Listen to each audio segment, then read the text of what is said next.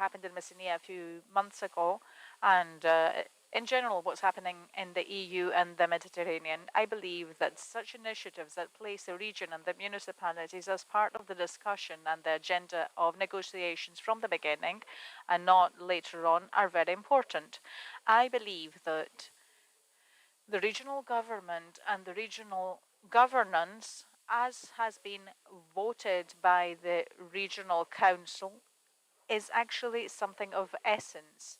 And we need to support this in any way that we can within and with Greece. I believe that this text unites all the different political parties and the two levels of local government, primary and secondary, to avoid having policies coming in that are not what we want. They are policies that sometimes might actually increase Euroscepticism. And as I am definitely pro-European, I believe that the local government should be on the front line in this. I'm not happy to, with the way the Committee of the Regions is working at the moment.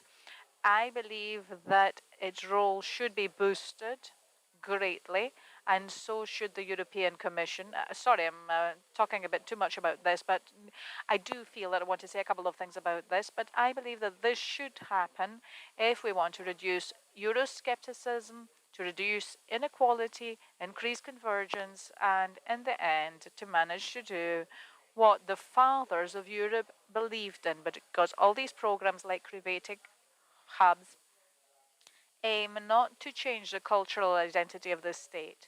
We all maintain our own cultural identity and history and traditions and attitudes, but what we want to do is to be able to live in harmony and peace with more cultural relationships, financial, commercial, and political relationships with respect to each other's differences. So I believe that the regions have a great role and responsibility to do this. And because very soon we will also have elections, it would be good for all three heads of the regions should talk about this and understand this, because apart from the issues of infrastructure, we have the issues of European programs and foreign policy. And at last, we need to focus on these. So these programs like Interreg, which is, of course, with our friends in Italy, and other programs like with other neighboring countries, like strictly European programs, are an opportunity for innovation and for proposing specific policy related things. I would like to congratulate Mr. Tsomakas as the head of the regional fund, and you, Mr. Papachristopoulos, and Mr. Libereas, and Mrs. Pirgaki, who is the director, and Mr. Kanayaris from the Directorate of Regional Development, for their great work. The difficult thing with this program is that we had a construction project with lots of difficulties. We are renovating the old agricultural school, which I believe is going to become a fantastic visitable place. The ground floor is going to be dedicated to the creative industry in the region, and we aim to find on an institutional level to have this open all the time, not only in the mornings, to see how we can do this, to be able to have a place where people from Patras can go and to be able to use the surroundings as a park for creativity, culture, and in collaboration with, combination with the Archaeological Museum, to have a cultural hub in Patras. Thank you very much. I hope everything goes well with this event, and I hope to have even more to see with new programs in the new programming period. Thank you. Thank you very much, Mr. Zaimis, the, the Deputy Governor for Research and Innovation and Entrepreneurship. I'd like to focus on what you said about funding, which I believe that you're quite right to talk about this, but I do believe that if we want to have growth in infrastructure, we need to have a funding mechanism, which we do not have at regional government level. The regional government has gone through better or worse days, but we need a mechanism for the funding of projects through Interreg, through other mechanisms, the recovery facility, whatever. If we work with the right plan, we will manage to grow our area. The second thing I want to say is that, as you said, it was a difficult project, especially as regards its construction. I would like to ask everyone here, all the partners, all the delegates, because it's not possible. We don't we don't have a specific mention to this program in the agenda that we have. So that this can act as a guide so that in the future we can claim even more thing with more proposals to avoid having problems with implementation.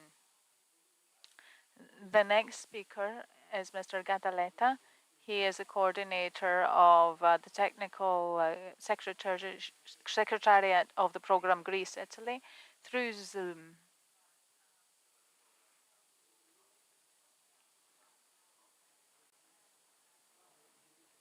He is not here with us, so we're going to move on to Mrs. Tina Ranieri. She is the project officer. She's not with us either. Can you check?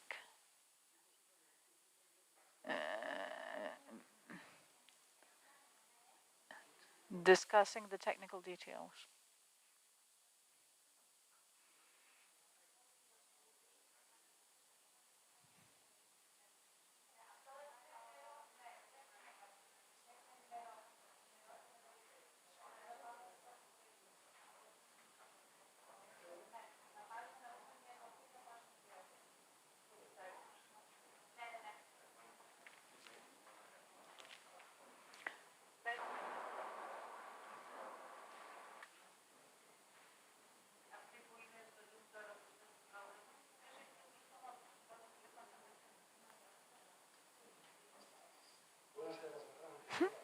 Buonasera a te, tutto bene? Sto cercando di entrare nella riunione, ma non mi fa entrare. Non ti fa entrare? La password per entrare nella riunione. Il password lo dobbiamo dare noi oppure lo tieni? Voi, sì. Θέλει το password για να μπορέσει να μπει. Προσπαθεί να μπει και δεν μπορεί να μπει. Un attimo solo, Gianfranco. Cerchiamo di fare la comunicazione, il collegamento.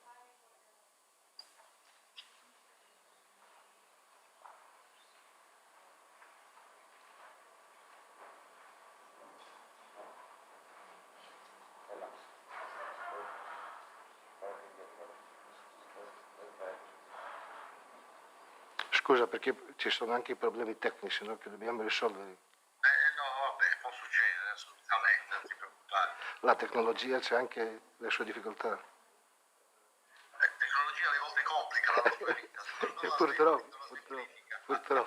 Purtroppo.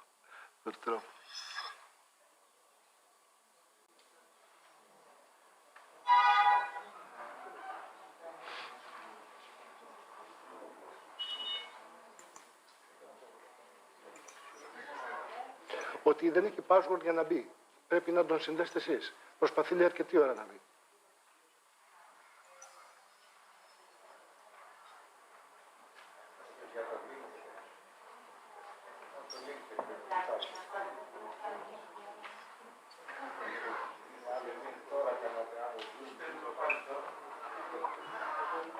Το στέλνετε πάλι. Devi cercare Gianfranco di trovare un nuovo link. Stanno... allora mandateci un terzo link, dai. Στείλτε του λέει το καινούριο link. Lo stanno facendo. Perfetto, dai. Allora, non teniamo conto di questo.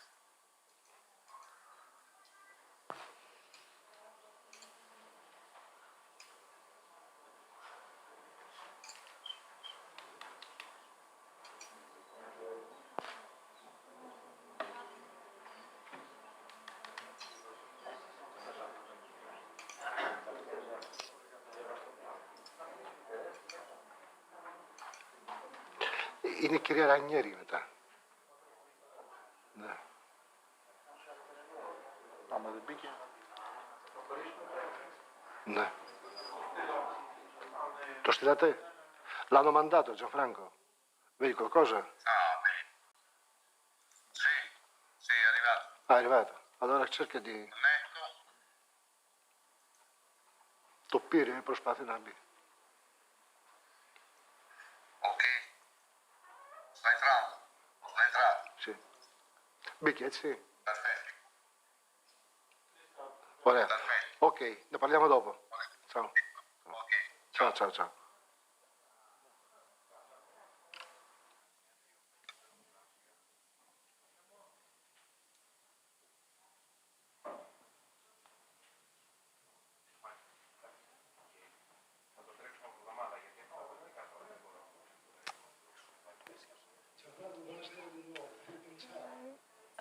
Hello, you can start.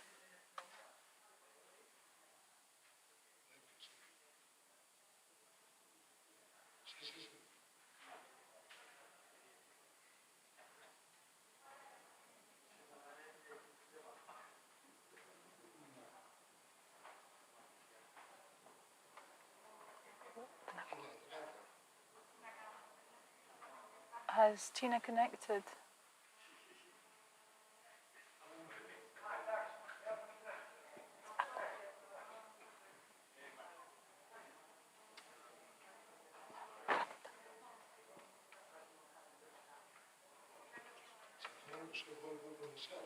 If you want, we can start and Tina can come later. So let's start together. Can you hear me, Gianfranco? Yes, I was speaking with Tina.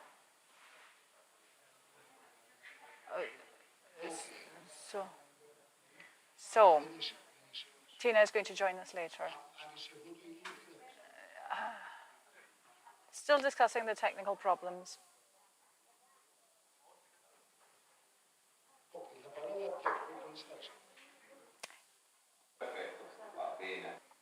Estos. Sì, sì.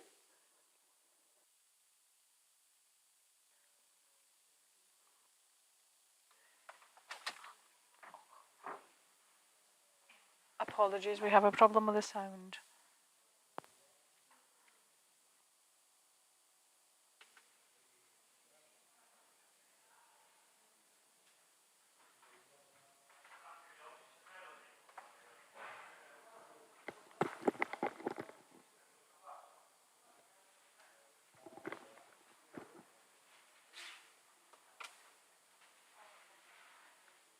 We apologize, we have a problem with the sound.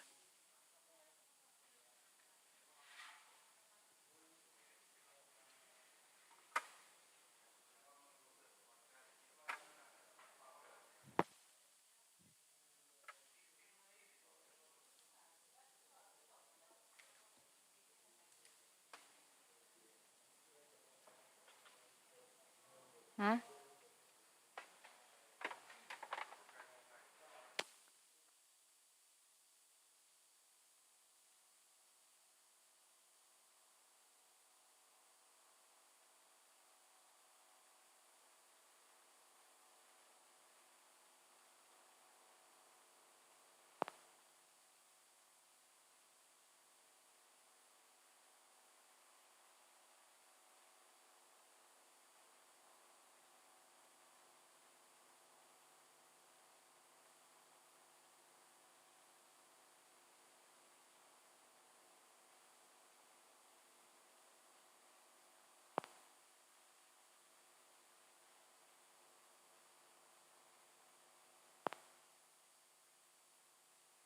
Perhaps it's possible.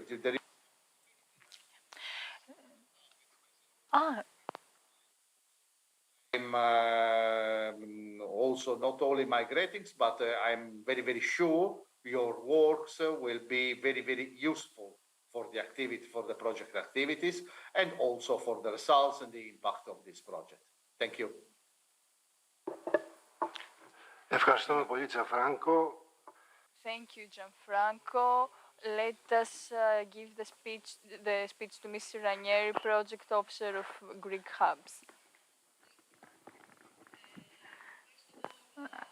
Ευχαριστώ πρώτα απ' όλα. A very good and great occasion for all the partners to focus on results of project and activities already carried out. It's a pity that I cannot be there with you, but I know that the region Western Greece also are now thinking about another final events that will also be an important occasion as events and to be all together in order to share results and opportunity for all the participants to continue this important work that has been realized. I will not enter in many details about the partnership because you are aware of the Greece region involved in the project and Puglia region, of course, on the Italian side. And I think this project really give the opportunities to our territories to improve and to stimulate the economic development of some important sector, more and more important, such as the culture and creative industry activities that involve also micro enterprises, not only small, but also small in sense of handicraft also sector. And I know very well that there are important aspects and also initiatives that have been developed in the different region involved in the project. And you know very well that the goal was the support the young potential entrepreneurs, as well as to strengthen the growth of company which has important potential for creative and cultural industry and new business. And all the common goal is also to stimulate innovation for this kind of a new business. And for that, I think this project offer a stronger connection in creative and agri-food sector specifically. And as Gianfranco said before, the experience of the hub realized in the different region or in the near future will offer the opportunity to continue to develop methodology, tools, best practice, and so on. Therefore, from my side, all the best for the continuation of the works during these last 2 months. We expect really big results and a great feedback from your side. And I cross my finger that everything will go in the good direction. And I wish you all the best for these 2 days of walks. Thank you very much. Ευχαριστούμε, Τίνα, για την... Tina, for this intervention. Let me give the floor to Mr. Libereas, project manager of this project, to tell us a few things about this project, some problems and results. Good evening again. I will speak in Greek. Okay. My presentation is in English though. Let me have a brief review of this project that started about 3 or 4 years ago. That we have done a lot of things, and it's very difficult to summarize all these things in 15 minutes. But our colleagues that will have the opportunity to present their project will discuss this in detail. Let me tell you that was already referred, that this strategic project, the area of creative industries is very important for our region and for the regions in Greece and Italy. We're talking about the regions of Apulia, regions of Western Greece, Epirus and Ionian Islands. Apart from other strategic sectors like the environment or other sectors that are in various projects in this huge project. Creative Hubs is a project with a budget of over 10 million euro, with the largest percentage concerning the Italians that create specific hubs and have a more constructive sector. When the presentation begins, we will see it again in order for you to understand them. I don't know what's going on, but I can go on without my presentation.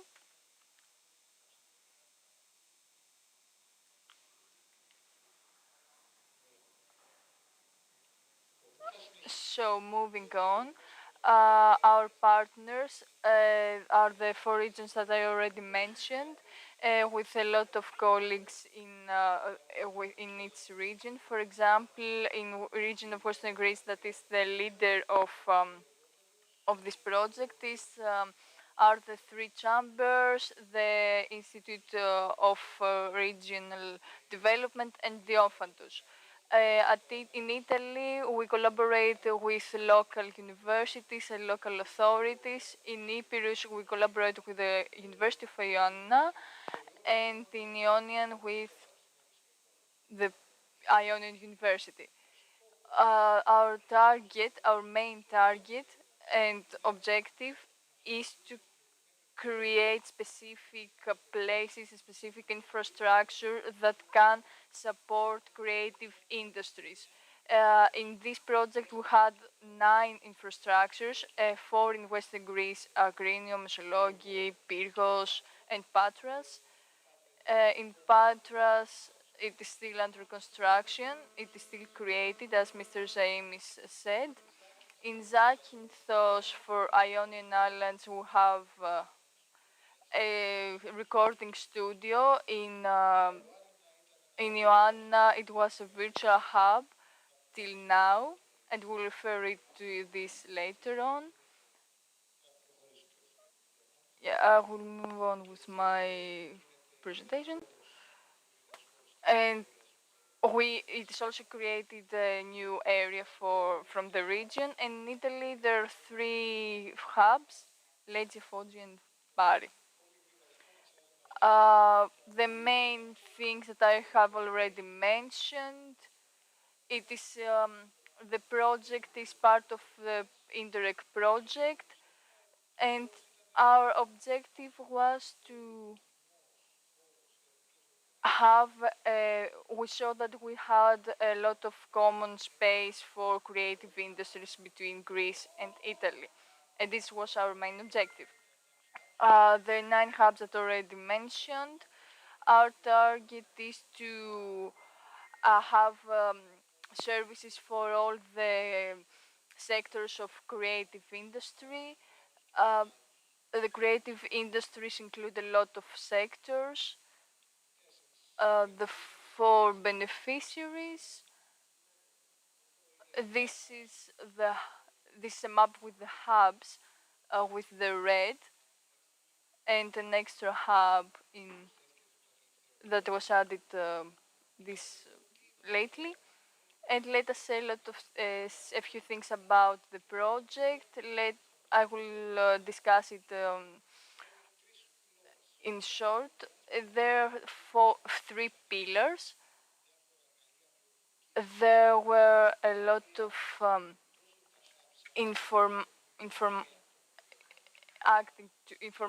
tools for the development of creativeness and entrepreneurship that the other speakers will refer to. We had the pilot actions in all of the regions for other projects or in local actions, and the basic thing was the 9 infrastructures that are already structured or under construction that some of them will continue to the next phase of the project. These are the tools, the ICT tools that are under a product, a portal, creativehubs.cti.gr. There are a lot of tools, e-learning platform, networking portal, business portal. There are social web tools for communication between the industries of a specific region. This is the portal. I will say it in shortly because there have a lot of things happened in these years. There are also a lot of actions concerning socializing and communication. We had we have already 4 layers. We have info days in Patras, in Italy, and in all the other regions that participated. These are some photos from the events. There were workshops, webinars. There are also some international festival in the November of 2021 through the coronavirus period. Other workshops in all of the regions and workshops that had as target to show the specific actions of creative industries and connect the partners with the stakeholders. Let us move on to the infrastructures. This is the image of the infrastructures today. There are already 3 hubs in Mesologia, Greenio, and Pyrgos. In Achaia and Patros specifically, it is under construction. The building that is behind the archaeological museum, and I hope that it can be visited in a few months. In Epirus, there was a virtual hub, and now there's a space that will be an equipment. In Zakynthos, in music high school, there's a recording studio. And in Puya, we had a Foggia hub, a complete and the other 2 hubs that already exist. And they are in the phase that they will be equipped. So all these hubs will be as part of infrastructure, and we hope that we can use them. All of them began in 2020 with various studies to see the needs of the hubs and how we can create them. These are some photos of the hubs and their actions here in Zakynthos, in Puya, in Valetiano. So, we spoke about the ICT tools, we spoke about infrastructures and what happened in all these years. They have some actions for communication, and each hub had its own manager. There were meetings between managers and exchange of ideas and business to business ideas. There were a lot of B2B meetings, mainly from the region of Western Greece to other areas, and the next is tomorrow in the morning from meetings from companies from other regions. Now these are other photos from other meetings. We have done a lot of things, and a lot of big companies have try to cooperate with creative hubs. Another thing was innovation. We used a platform that the region of Western Greece had, and we invited the companies to give their business plan. We awarded the best plans in agriculture. The sectors were agriculture, agri-food, um, in crafts, visual arts, and tourism. And we will discuss them later. Each one of these will be discussed in other presentations. We gave the awards, and moving on to the cooperation with other regions. We had 3 presentations in International Exhibition Thessaloniki, and we had the 3 chambers of Western Greece had many events. These are other photographs. This is what we have done in the last 3.5 years. We had a lot of socializing. We tried to attract companies, and today the project closes in about 2 months from now, and we're looking for the next steps. Our main objective is to use the infrastructure that we have already constructed. Um, this is this concerns mainly the decisions and what we will do to the next years. The conference today is divided in 2 parts. Today is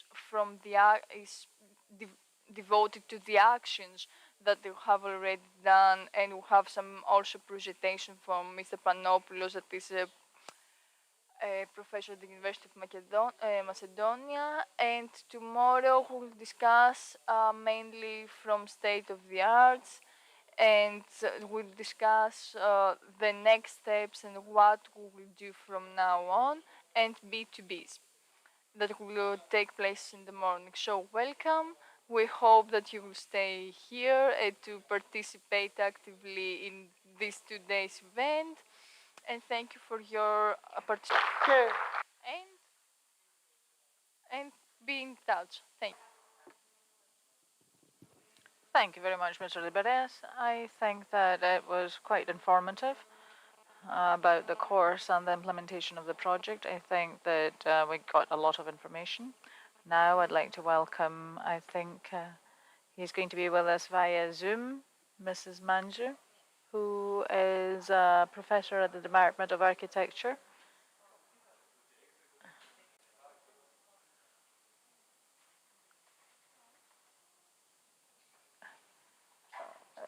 We need to call her. We have a few technical problems.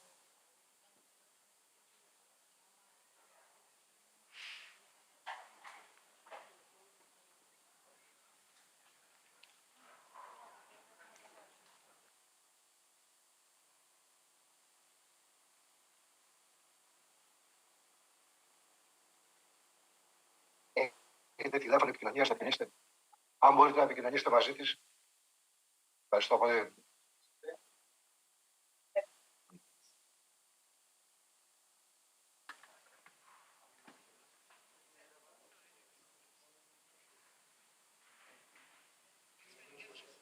Hello.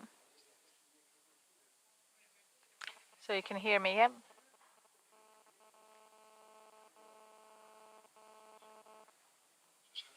Yes, we can hear you. You can start. Thank you. Good afternoon. Just give me a second. Give me a second. Good. You can hear me, yeah? Yeah. Yes, we can hear you. Please start. Yes, I just, you haven't given me a right to share my screen. because I can't share my screen.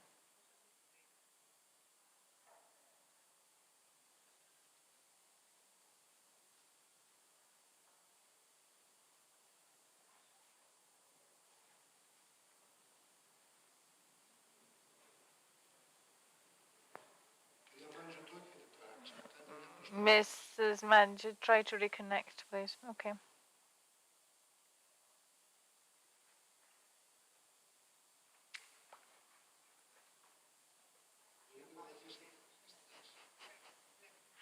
Okay. So good evening. Thank you very much for the invitation. I'm very happy that even via Zoom I can be with you today. I'd like to say that I am here as representative of the University of Ioannina, which worked on the Creative Hubs project with the region of Epirus and with Mrs. Sofia Triadou. We undertook part of the project, a sub-project of the region of Epirus, which concerned the manner in which crafts and handicrafts can use today available technologies to have a revival and an easier use of technologies by people working in these sectors and better dissemination of these skills. Before I start, I'd like to say a couple of things about how we looked at crafts. For us, tradition, the word tradition has the same logic. It's paradito in Greek, or in Latin, transdare, which is exactly the same. So tradition is what connects us to the past and connects us to the identity that permeates time, and crafts are a very important element of this tradition, which, of course, in this industrialized world, abated a lot, and perhaps now is the time to recover it. Crafts are very important because they connect us to the land, they connect us to the time, and they connect us to the society that uses them.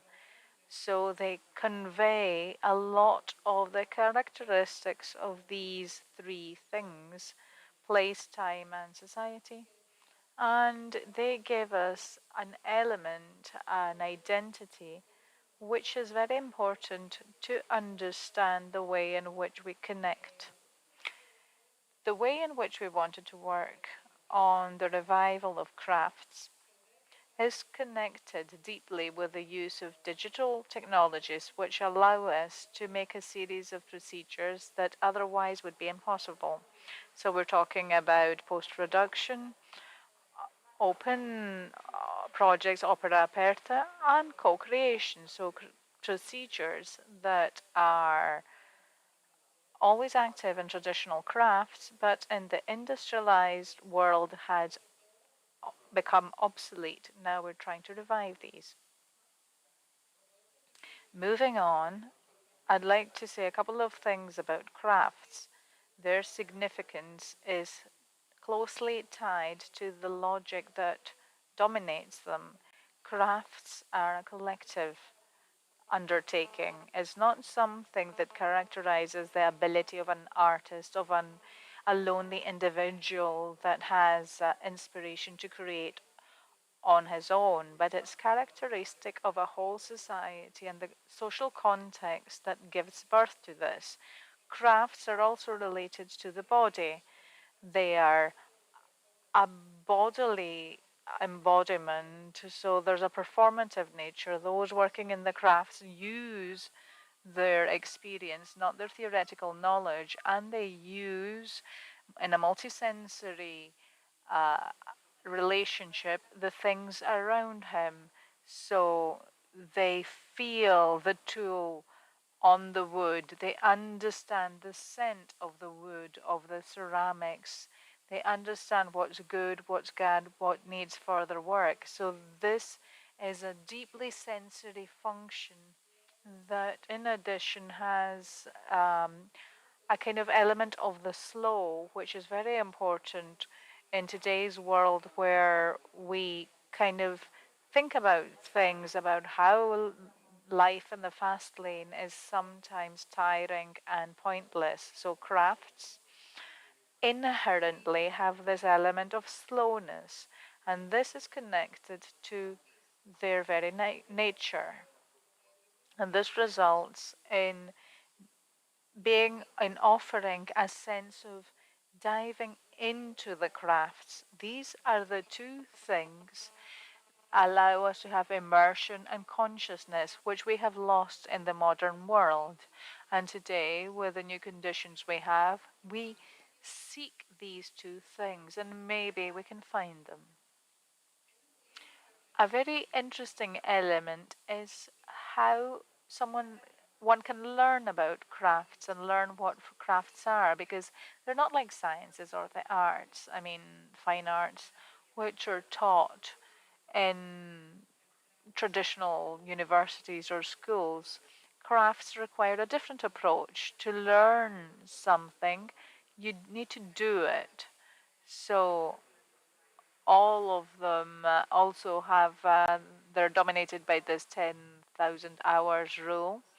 It's very important to have trial and error to start something and to go into a cycle that makes me ever better. And of course, the pregnant mistake, which is important because through mistake, someone can learn, and of course, learning with others collectively. I see what the other person is doing. She shows me what she's doing. She disseminates her knowledge in a much more natural way and not so officially as our other educational systems. And this is one of the problems that the states have in that crafts had in continuing to exist, because they represented a societal structure that was very different to what we have in the modern world.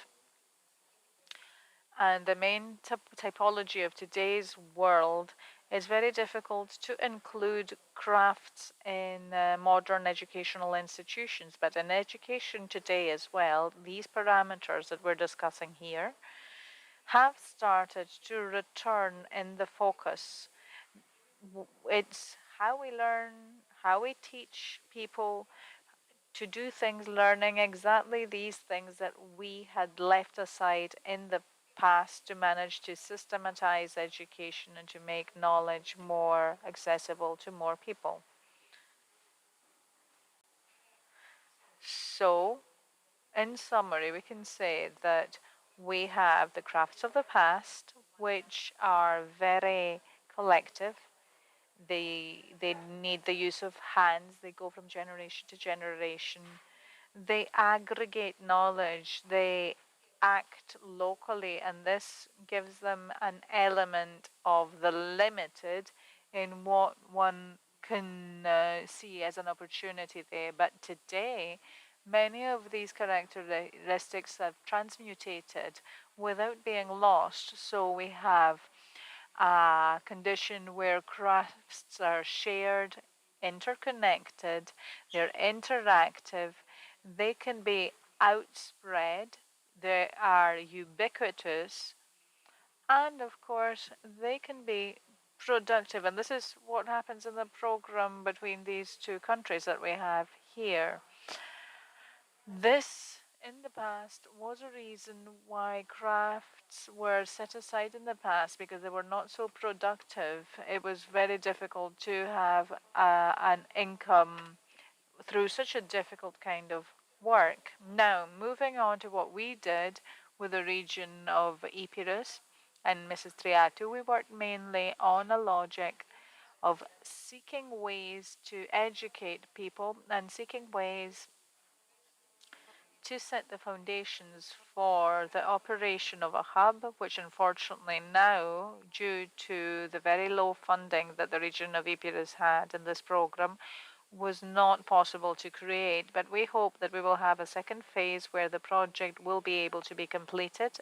And this would be very important because we kind of left things in the middle, and the people who were very happy to come and see what we were doing, and they would like this. In the first phase, we gathered material, And this material was set into catalogs, was processed to be able in the second stage through this processing to use the patterns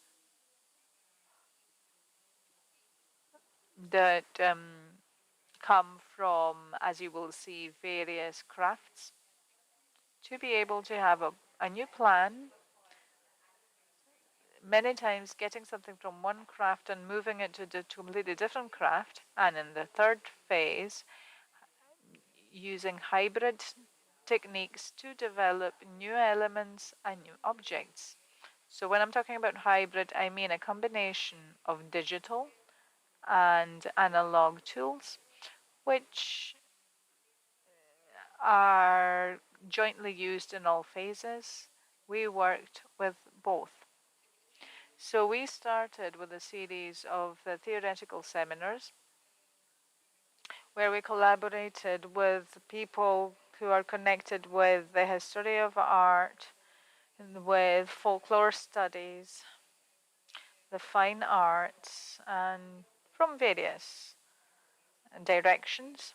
We had a series of seminars which I have to say, those who attended it and who finished them, it was very interesting for them because we had a very mixed attendees. We had young people who were students at the Fine Arts School or master's students. We had older people who were working already in the crafts sector, but they wanted to improve the way in which they work and to grow their skills. And we had people who were looking for what they want to do professionally. And this fact that we had a very mixed audience helped us a lot with our interaction with these people because we had a team that worked very well. Then, after the theoretical seminars, we moved on to the courses at the Fine Arts School of the University of Ioannina, where we saw what the children did. We moved ahead and we had an interaction of everyone with each other, even craftspeople from very different environments. And this was also very beneficial for everyone, the way in which the different craftspeople interacted. And of course, we continued with this by introducing digital tools. And we saw how with digital tools, work can be done much more easily. And new roads open up and new possibilities as regards to what one can do. We used VR tools, we used 3D scanning to scan things and to analyze them afterwards on 3D modeling tools. And we used 3D printing, laser cutting, all more or less the digital technologies in a hybrid way. So we did not just follow one line where we followed from a digital tool to another and to another, but we were interchanging between digital and analog, and this had very interesting results. Finally, we had some seminars on branding and promotion and marketing of the crafts of the objects created, and we discussed the issue of the relationships between these things, to organize small teams to have between the attendees. And of course, we discussed other issues. We had a second section from the region of Epirus, which worked on this more. Finally, I just want to show you some results of this work. We have a case here. It was a lady who attended the seminar who wanted to work with a pattern from an old cushion from Metsovo. And she isolated this pattern from the textile. Then she did pattern vectorization. Then She created a 3D model, and then it was edited in 3D printing software, and we got a 3D printout of this pattern. And then she wanted to use this as a 3D stamp for we made the stamp, and then by making this it was used for a series of pottery. So this lady managed to get this result, which is ceramics, but I can also show you similar things without showing you the whole process. Other results which also entailed similar steps to those that we saw here. But these concern jewelry or other things. Finally, here's a proposal that we had for a digital exhibition where we see a few of the products created during the, the creative hubs of the region of Epirus and the University of Ioannina. And that's all I want to say. Thank you very much.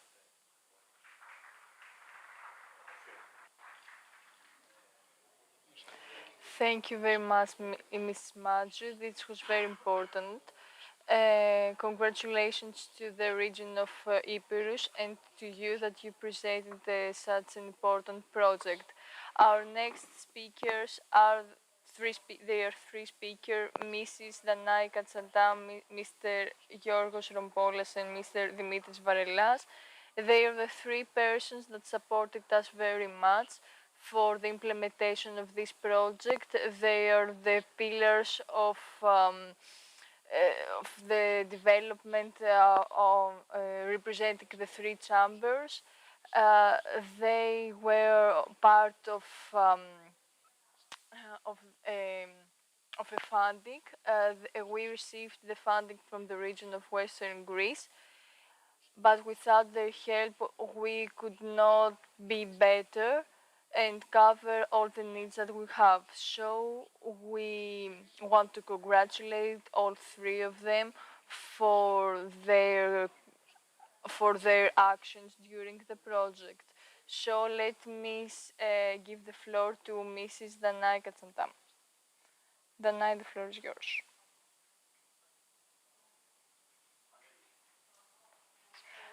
Good evening.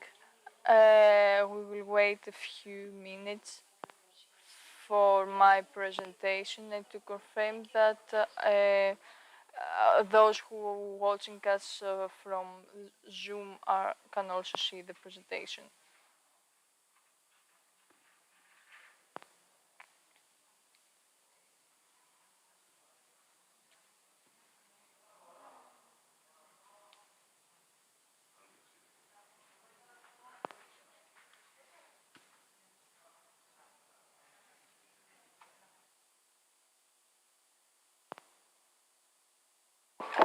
Ωραία.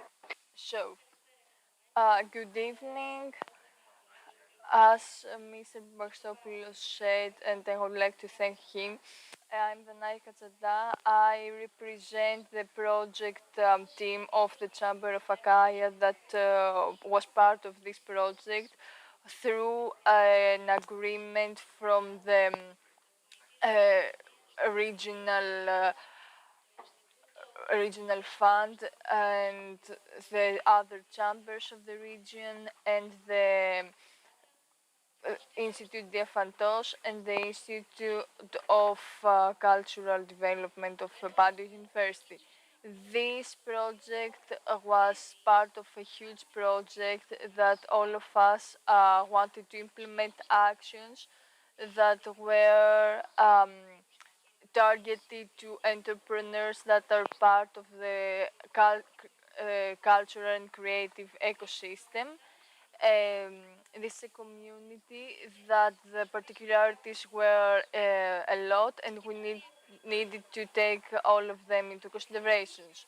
All the three chambers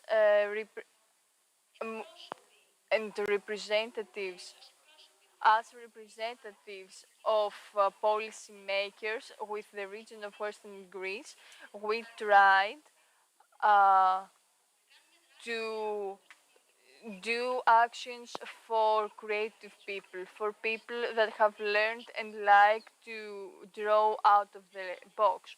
It wasn't easy for us. It was not easy at all. And I will explain you why. Through this project, we learned, first of all, that there's a plethora of businessmen and professionals, but also amateurs that did not know, and still some of them don't know that they belong to the sector of cultural industry, something that it was an issue for us, especially in a period that people need the expression through culture, so we need all of us to work on this. There's a plethora of cultural initiatives, and not only the prefecture of Achaia, but in the whole Greece and in Italy as well. But I will only refer to Italy because there are a lot of actions and initiatives that there are also a lot of people that are related to culture, creative industry, and work in it. So we understood that we needed a better understanding of these people. We needed actions, informative actions. We need access to funding, and we needed to inform them more for the bureaucracy that this sector faces in our country. I cannot say what the bureaucracy is in Italy, but there were also issues for the informative things in their everyday life. There was a basis for the communication in the two countries. This was a very important factor of the success of the project. It was an important factor for the project, and we believe that we managed to achieve that. There were funded some creative hubs. Uh, this was it was a challenge for us. It wasn't easy to create a hub and explain to people that do not think about this that this will help them have a common space, a common house, let me say, where they can seek for colleagues from suppliers and develop actions in inside their country and in the region where they work in. Moving on, we show that the need for specific use of new technologies in favor of cultural industries is very big. I have forgotten to change the slide. Let me move on to the benefits for the cultural enterprises that participated in this project, directly or indirectly. And I think that the things I'm gonna say, I represent the other two chambers of our region. There was a try to have more um, to have um, an archive of cultural mapping that we have already started from another project. Αυτή η πολιτιστική λοιπόν this cultural mapping um, that contains tangible and intangible cultural resources, human resources that work or intends to work in this sector, or professionals from this sector, locally and regionally. There is also the opportunity for free access on information for daily business operation in this specific sector.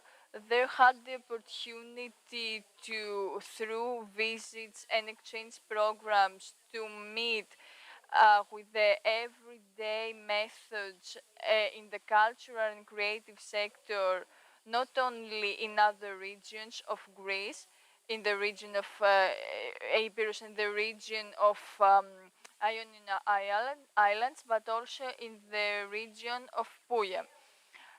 Enterprises from Metrocanania, Ilia, and Epirus visited the region of Puglia that were where B2B enterprise B2B meetings took place in hubs that represent this sector. Let me say that pandemic and the national holidays in Greece and in Italy did not help us in order to have these meetings here as well. But today is a very special day for us because we have the opportunity to have B2B meeting here in Patras. Another benefit for these enterprises was that they had the opportunity to enhance synergy and have more cooperative initiatives with other hubs between companies from Greece and Italy in order to have another collaborations.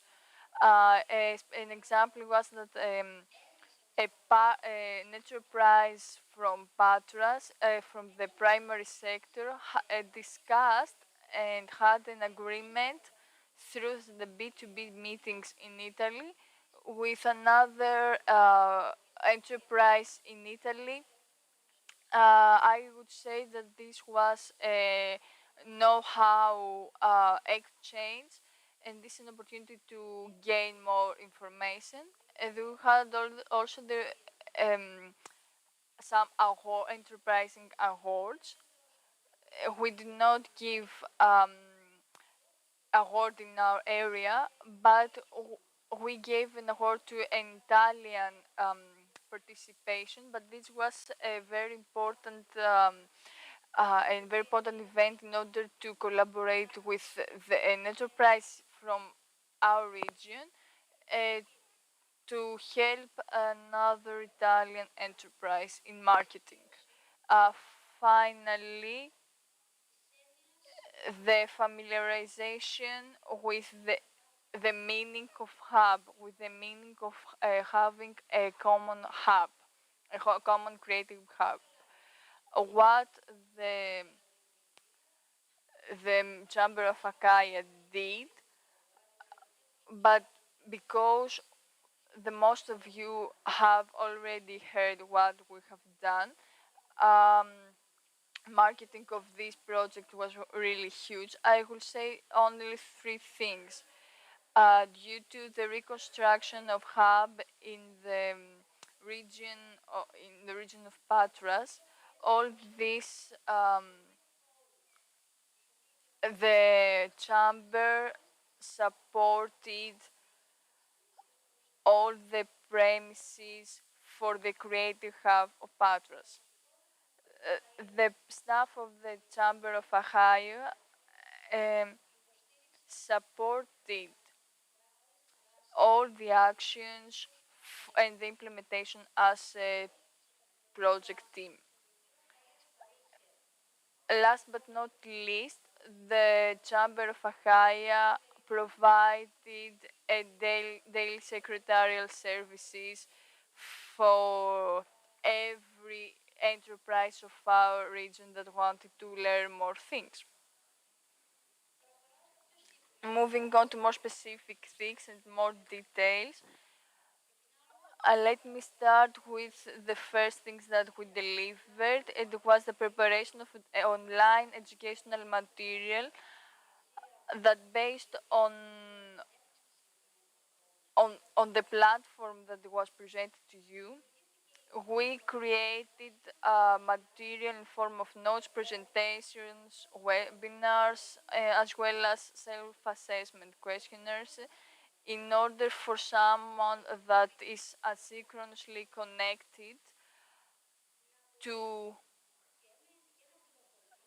get more information and to read the material that is updated and see and have a self-assessment questionnaire. It was private and no one could see it. So the educational material that the Chamber of Achaia developed focused on three sectors. First of all, the intellectual property rights and agreements of the property agreements that were very important when we have the creative material. The second thing was the management of cultural projects. Cultural project is also, for example, the organization of an event, like the today's event.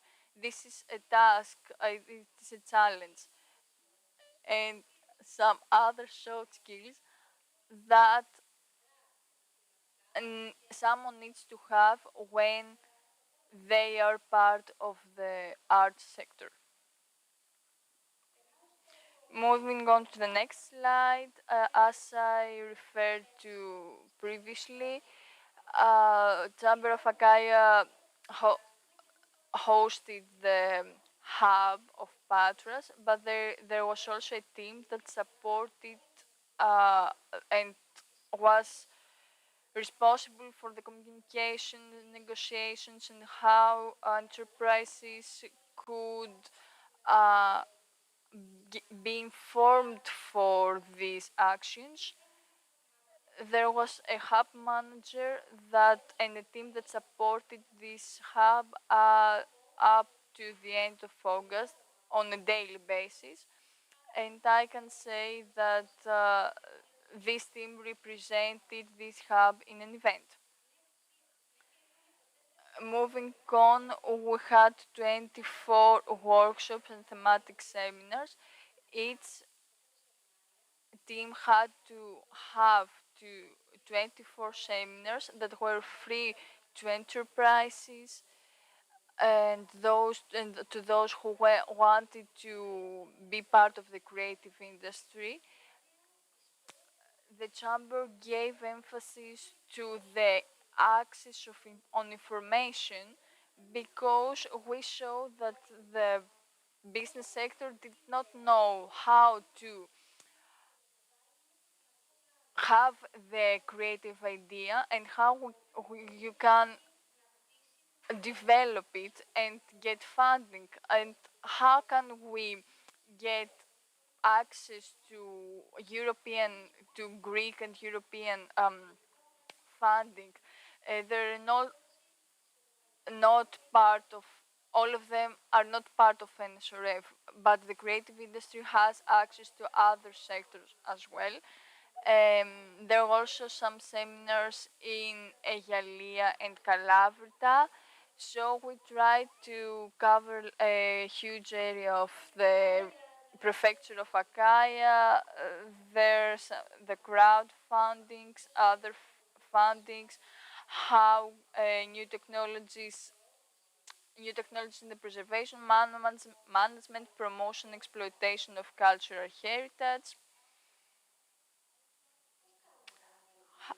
the carnival decoration in Patras. Some of you can say that do you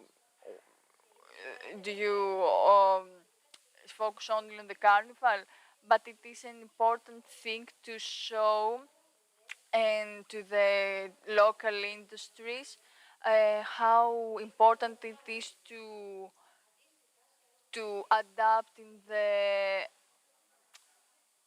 the different sectors. For example, here in Patras, we also decorate the city in the carnival. I focus on the role of agri-food uh,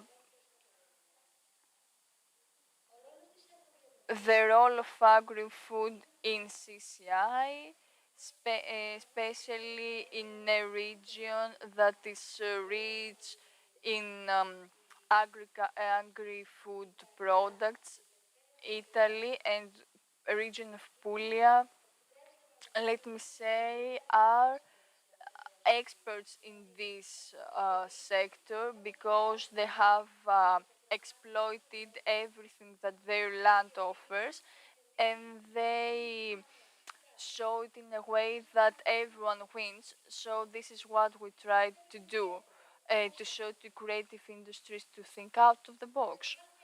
There was also comics festival because there are a lot of people that are engaged to comics, but there are also a lot of things that create comic books.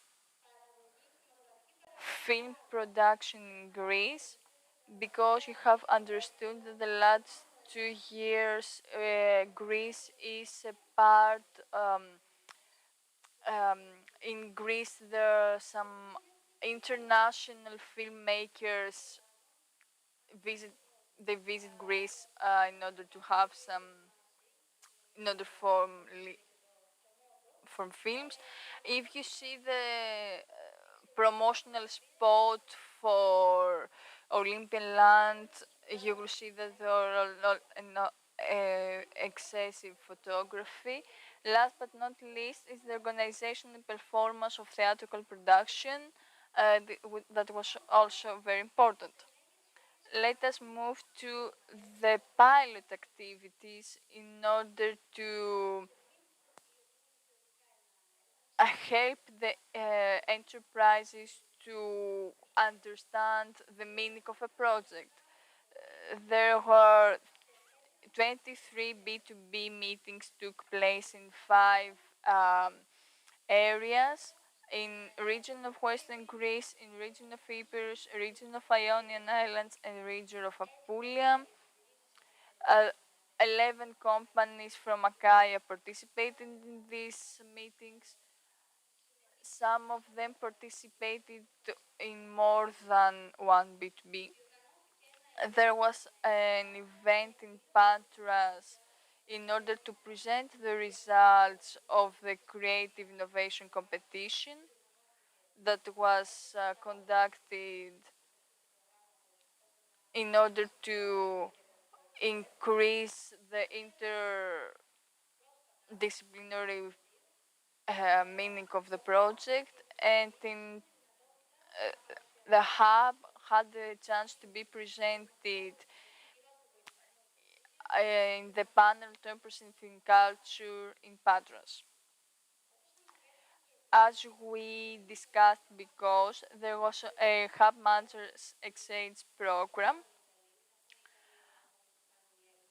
because it is important for someone that is a manager of a hub to be able, before selecting the enterprises or organizing a trip, to ensure that there's a space for collaboration. This is what happened in the whole regions that participate in this project. We supported the cross-border creative innovation competition by promoting this contest in order to have more applications. The sector that we participated concerning handicraft and performance and promotion of cultural products, a dynamic lab, an Italian company, a performing arts center was selected. A business plan of this company was created in order for the company to participate in more actions and funding programs.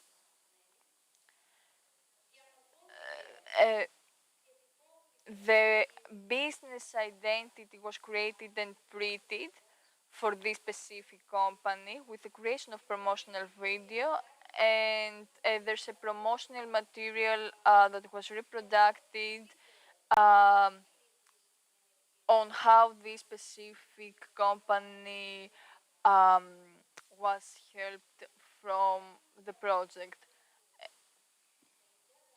Our last action was networking activities outside the programming area. This means the regions outside the regions that are part of this Interreg program. The first event was in Thessaloniki International Fair, September 22, from the Chamber of Achaia. There was a Make Noise event in order to show the results, and the B2B meetings between enterprises from Patras that were in Thessaloniki with enterprises and cultural hubs that had also visited the exhibition in Thessaloniki. There was also Make Noise event of the Chamber of Ilea in Athens in the Food Expo 2023, and this was the Make Noise, and the last but not least, the Make Noise event in Chamber of Etelkanini in Bosnia and Herzegovina, in Mostar, in the International Economic Fair.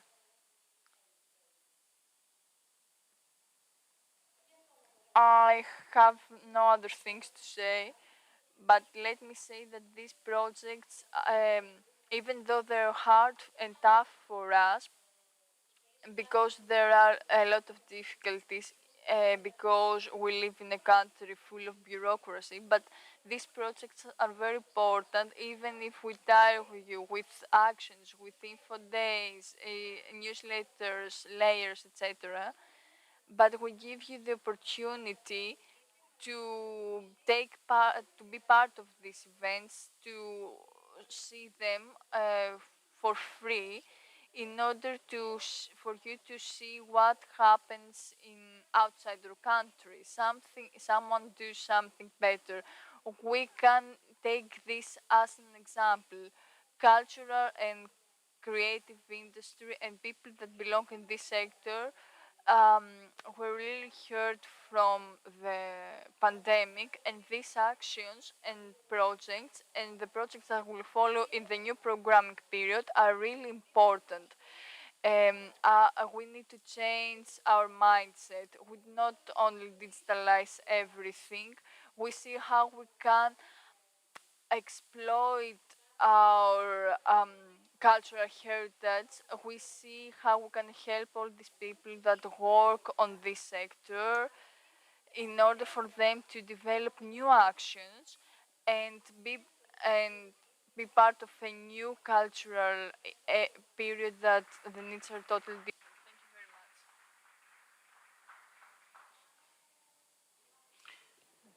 Thank you very much. Thank you very much, Mrs. Katsada, and the three managers in the three chambers who helped greatly for organizing this project.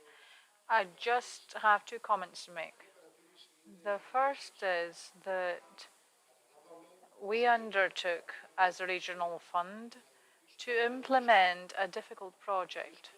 It was difficult in its design because it had quite a few unclear points and problems.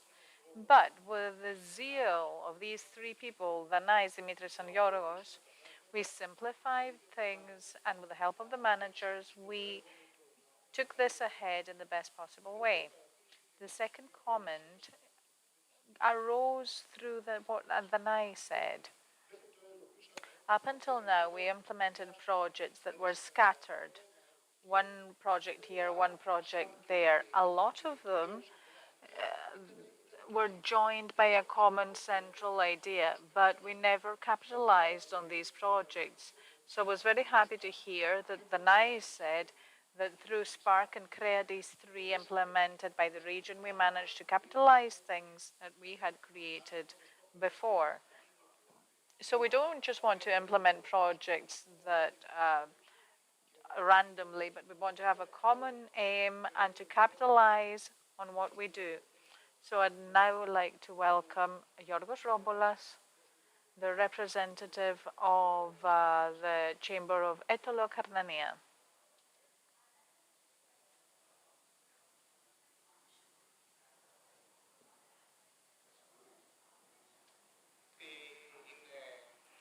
So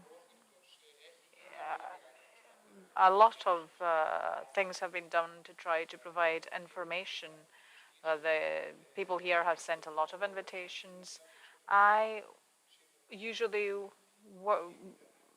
talk more than everyone, but today the night talked even more than me. So I'm not going to tire you that much because she said many things that we all feel.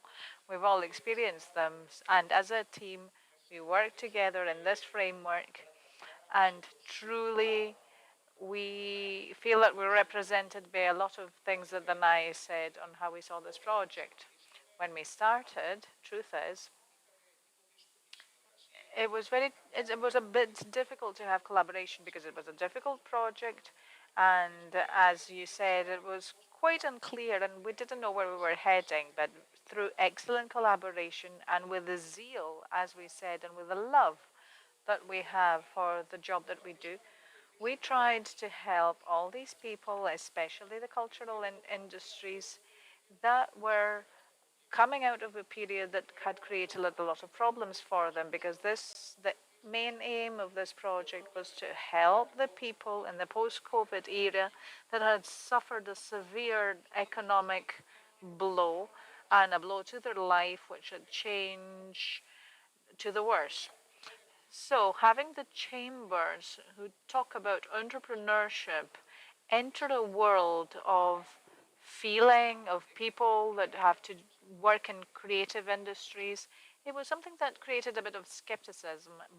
But what we all thought, and we kind of designed, was we tried to find people who would help us to take down this barrier of suspicion between businesses and the creative industries and the people working in the arts.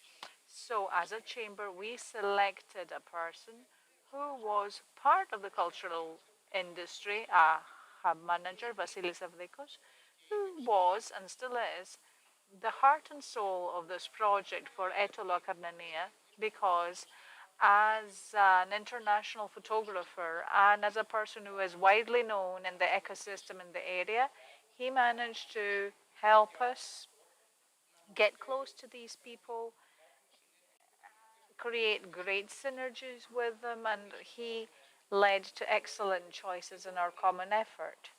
Now, more or less, I'm going to take this here. The project team of the chamber supported the two creative hubs that started in June 29. The first hub was in Agrinio in the chamber's offices, and the other one in the Chrysoyolo building of the region, which is a jewel of a building for the region of Western Greece.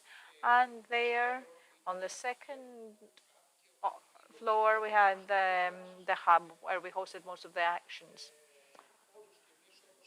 We too, I just want to say, all three chambers had exactly the same actions. So we too implemented three different seminars with material.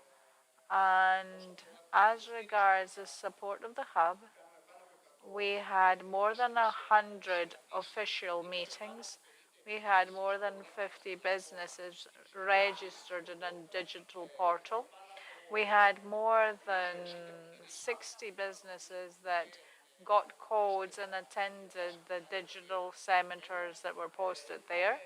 We had more than 200 businesses that took part in all the actions that we implemented during the project.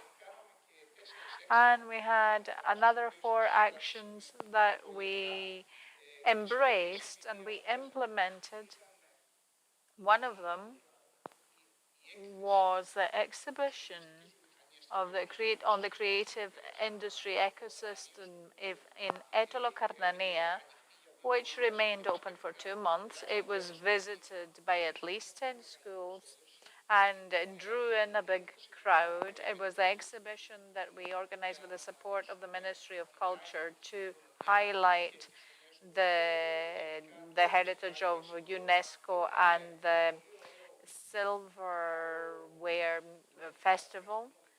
There was a gastro agri-food festival with a river view festival project in Trijonida Lake near Agrinio.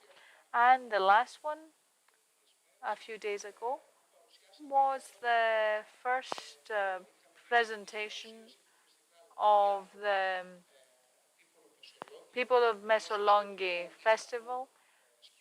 And we presented there a great Italian director. It was supported by Creative Hub, and it has been purchased by RAI for 8 years, and it will be so shown by Zero for all the time. And we have offered, we have efforts to sell it to other stations as well. We will find a way to bring this to our Italian friends and here to get a link to be able to see this either the first time it's shown by RAI. We would like to broadcast this to you so you can see it. We held 24 seminars. I'm only going to talk about the ones that had a transnational character. And for us, this played an important role, and we believe that they are important. The first is the pop art, in collaboration with the Italian Alea Varelli and Contini Art Gallery.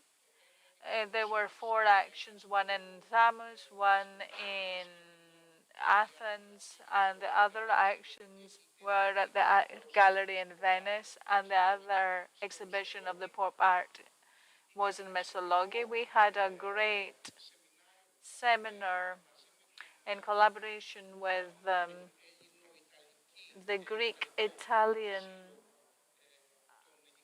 Association of Greek-Speaking Villages, Castellano di Greci. So 2 people with a common story. It's not Greek culture meets Mother Greece.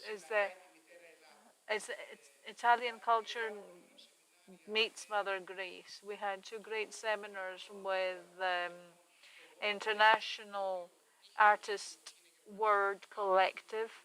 They're from Germany. They were in the region then. The ICIM New Festival, the festival on how intangible cultural heritage can lead to sustainable to culture. We had another folk music festival where we had a presentation by I've forgotten who. The excellent professor. God. Yep, sorry. Panayotopoulos, I forgot his name. Who was there with us and spoke to the people in an excellent experience. And the great experience that we had with Mosaic Hub and with the guys there. It was a great first collaboration with them, and we spoke about financing for the cultural industries, and this is very, very useful for all these people in the sector. I'm not going to talk about the other 24. I'm going to leave these aside. As Danai said, we implemented on a pilot basis quite a few networking actions. We started with 3 networking actions and a program for hub managers. And from this program, understanding the ecosystems of each area, we built 3 events and B2B meetings in the various regions in Puglia, in Patra, the Ionian Islands, and in Yanina, which hosted us very lovingly. We had a transnational competition. More or less, all the things that were done by the Chamber of Patras, of Elias, we all did more or less the same. We had 3 awards, 3 winners in our sector, which was cultural tourism and cultural industry. The first award, the first of all, was given to a person from Patras, Danai. What was his name? Paris Laliotis, with the with the carnival tourism, a very beautiful proposal, which was the first amongst all proposals, and we were very happy because we got to know a person who is a great artist, and we gave him some things, but maybe we got back more, and we implemented the Make Noise events. We participated in both, one in Thessaloniki and one in Food Expo, and another one with the Forum of Adriatic and Ionian, the chambers at Mostar, where we had representatives from more than 9 countries and at least a hub from Italy, from Croatia, Bosnia, and Greece. We had them together in a common event, laying open the road for new collaborations. I'd really like to thank everyone at Creative Hub, Stathis Christos, Takis, Marie Sophie, everyone we collaborated with. I see you every day, and it was a great project. I'd like to thank all the collaborators, the partners in Yanina, from Italy, from the Ionian Islands. It was a great project. We will always think about this with great affection, and I hope that we will do much more. We will do our best to have continuation in this project because we believe that capitalizing on these things with new projects come and add great value to a sector that needs this and has much to give. Thank you very much.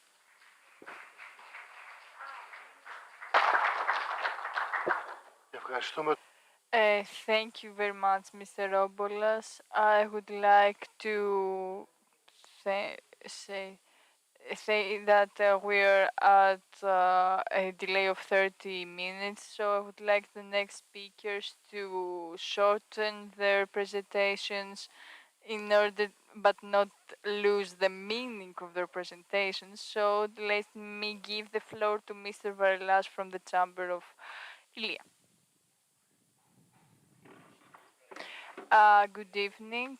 I'm Dimitris Varelas. I have the honor to be member of this great team, as we have already heard. Unfortunately, I feel that the actions I will discuss are similar to Achai and Telokanania, but this means that the collaboration that we had, all the 3 chambers, with the region of Western Greece and the regional fund. I don't know what to say. Let me start with the focus, with the meaning. I start from the project from its results. Recently, from after our seminars and activities and our networking activities, I'm really glad because in the Chamber of Ilia we registered 2 new enterprises. They were amateurs of this industry. They have no image of e-shops. They had no idea of business plan, but even though they um, collaborated through persons that met in our meetings, managed to create their own business. So we understand the effectiveness of this project. I don't know. Do I have my presentation? Can we show a few things in short?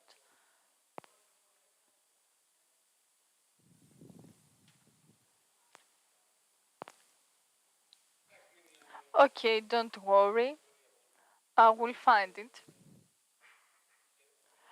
I want to say.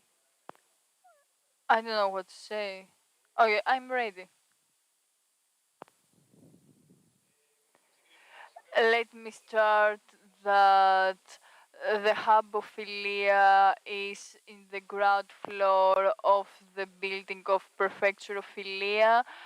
It is a very functioning space that what had the chance to be equipped with all the necessary tools. For example, air conditioning, computers, desktops, printers, projectors, things that can be used from a startup and a new entrepreneur. But unfortunately, our country can in our area we do not have students or university team that can be part of this hub, but we as Chamber of Aelia we tried to exploit every opportunity we had from this project and to exploit of all of the all of the things from new entrepreneurs. For example, we had some seminars for agri-food, and they had to do with branding, packaging, and other activities and actions that focus mainly on the agri-food.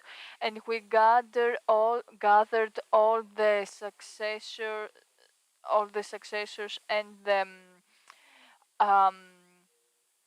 that the region of Western Greece had funded, uh, they were part of the meeting that was successful.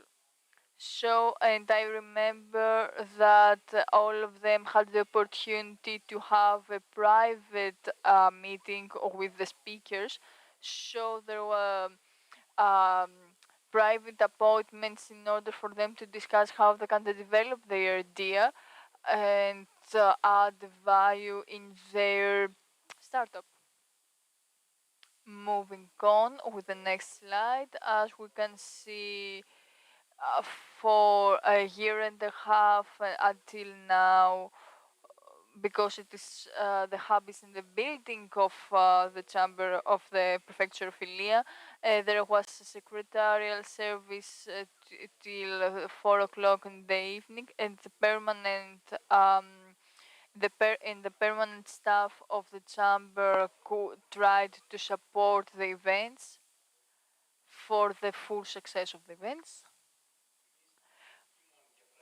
Our only difference with the other two chambers is that we had five thematic areas in the digital platform that we had the joy to enjoy from the Ophantus. They were part of these 11 thematic areas that are free for everyone that needs to see them. We had the sections are where the funding, social media and communication, that they are the important thing. But because we know that it is good to have the industry, but we also need the marketing. These are some things from our meetings and the outcome of the whole meetings that took place in the as part of the project. I will focus on two things. The first one that we try to have the chance to see the actions that took place in our prefecture, and we thought that the target group could collaborate with creative hubs. For example, an event in agri-food in Amaliada, in Ilia, and Creative Hubs was part of this event, and the Mercury event that was the first festival of wine and tasting, and we tried to collaborate with other organizations that were created from women of small villages, and these cultural organisms managed to offer some things in these events. And imagine that all these foundations and all people of the cultural industries are not members of the Chamber of Ilia. So we had to go outside our offices and try to find these foundations in order to have a daily contact with them. Imagine that one of our 24 seminars that took place in the hub of Pyrgos, we prefer to waste it in and we invited all the organizations from the music sector, art sector, mountaineering sector. We gathered all volunteers and in order to create a network that we could enter it in other actions or use it in another way, because all these programs and fundings were really new for this audience.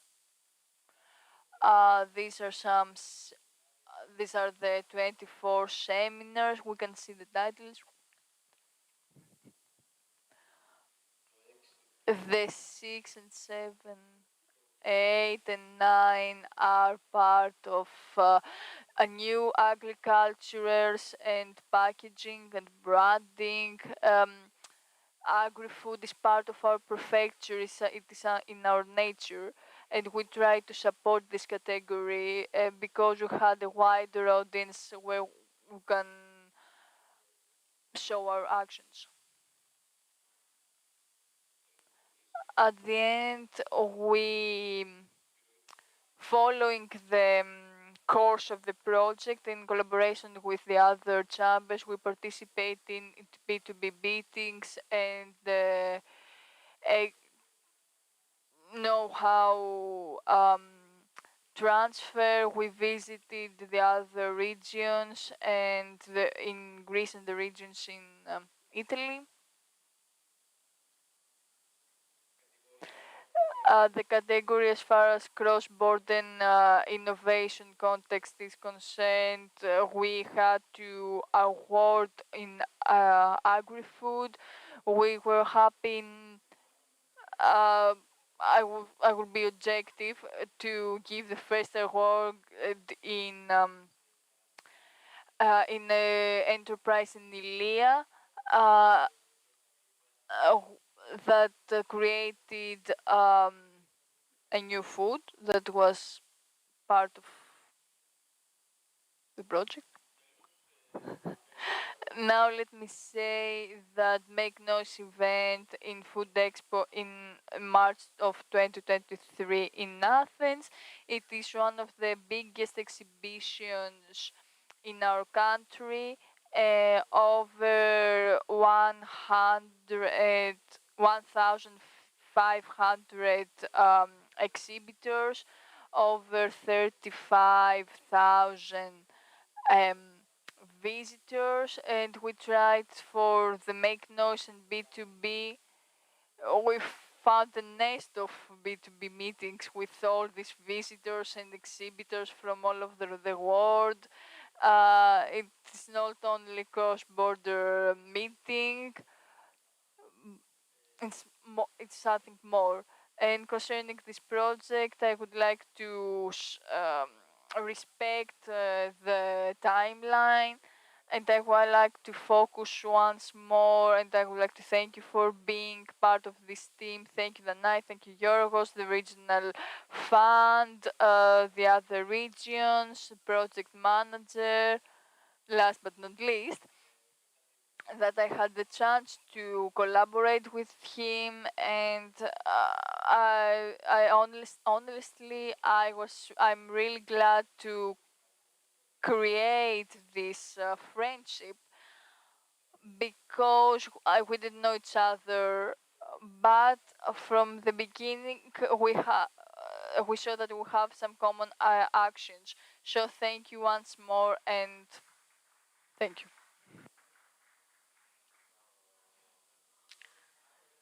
So, apart from the institutional persons involved, we also had some other people who contributed a lot. As we saw in Haia, we had two important people and friends, Yorgos Sarlis and Andreas Tsiliras, and Philippos Kefalopoulos. And Nikos. Oh, Nikos, I didn't know you were in this as well. So they contributed a lot to the implementation of the project in the best possible way. And now I would like to welcome Andreas Tsiliras to connect innovation with the cultural sector. Andreas, as I said before, brief and to the point. Good afternoon. Thank you very much for the invitation. And of course, on behalf of the three companies, Prime Marketing, ThinkSmart, and Mosaic, where we had the honor over the past 2 years almost to collaborate and to coordinate the activities of Creative Hub in Ahaya, with the problem that we did not have the structure of the Creative Hub, but we tried, and with collaboration with the Chamber, to do the best we could. You heard what happened. You heard the details of the actions in the three chambers. So, starting with the title that I was asked to talk about, to talk about innovation in the creative sector, I want to talk about the conclusion, what we drew as a conclusion through our collaboration for the action of the Creative Hub about innovation and the cultural industry, the creative industry. So let's run ahead a bit. We're not going to talk about Mosaic. Most of you know us.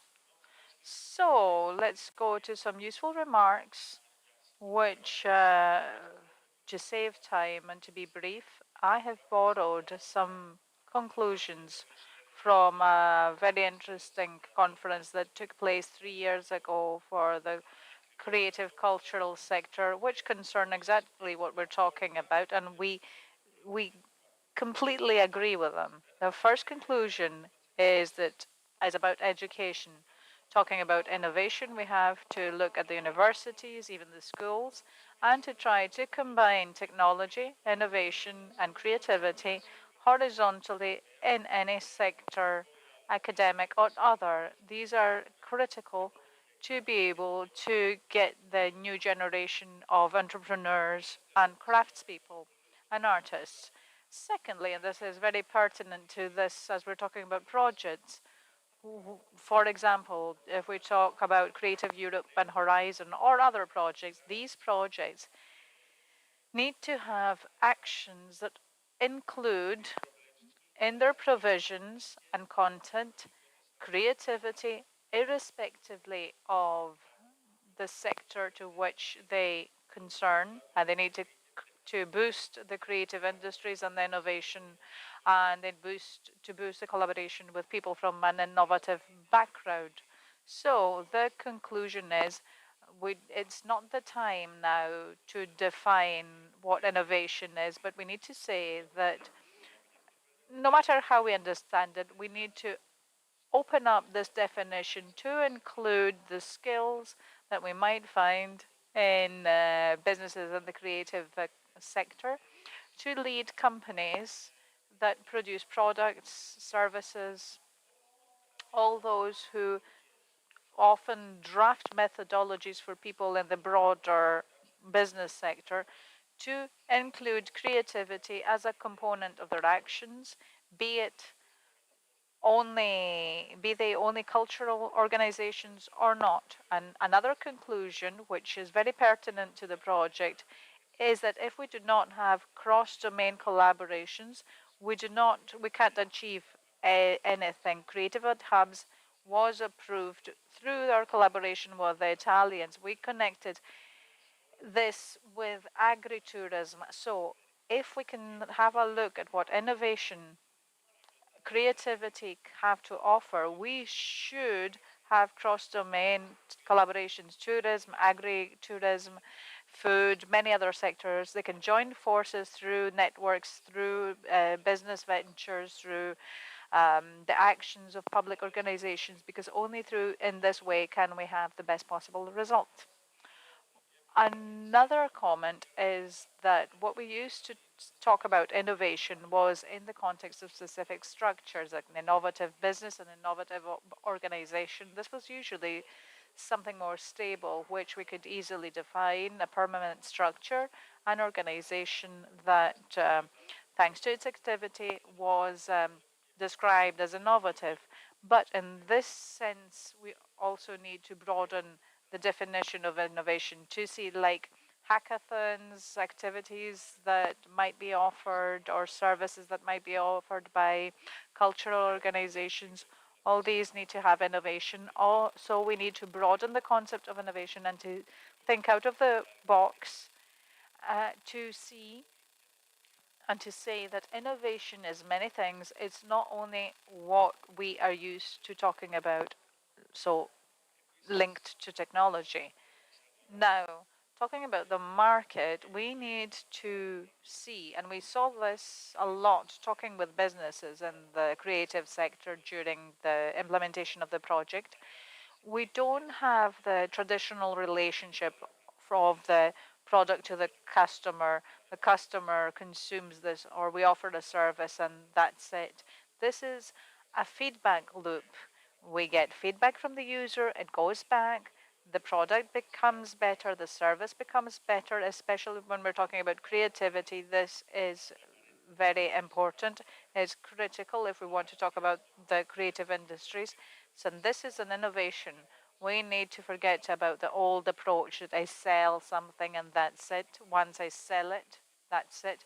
I follow up with a client. I see how the product develops or the service develops in their hands to be able to get information back and to make this more effective.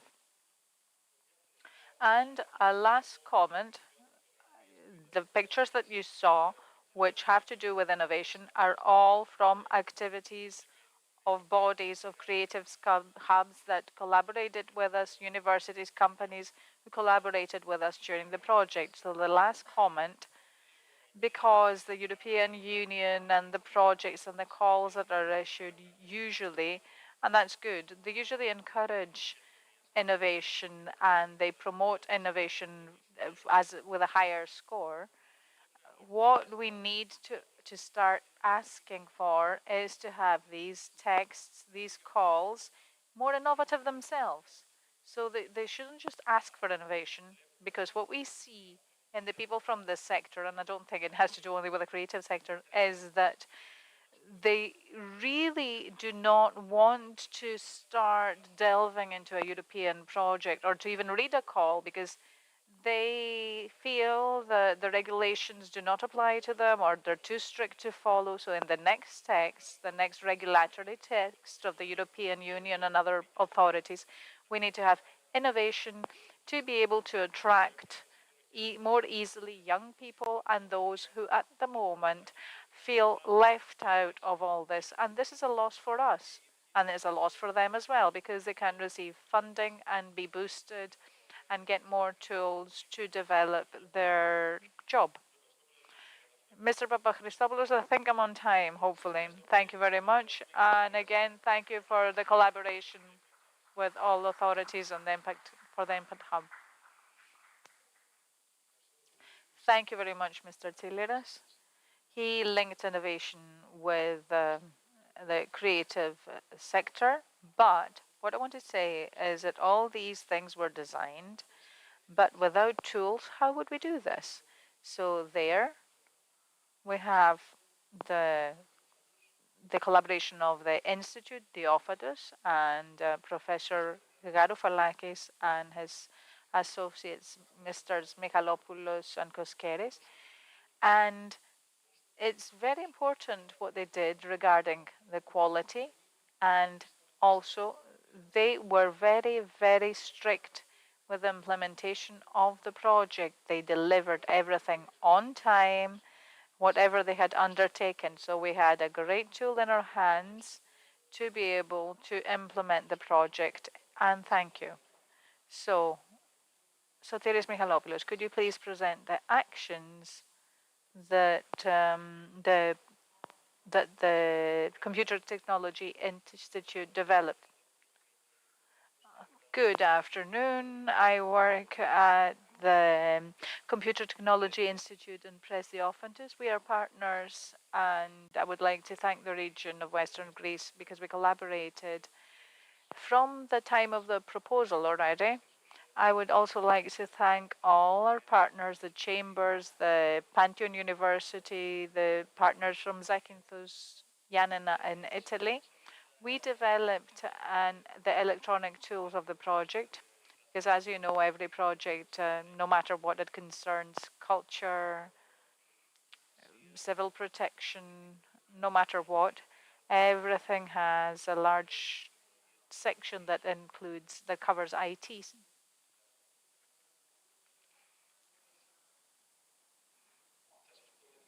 So, very briefly, I'm going to talk about what Diophantus did.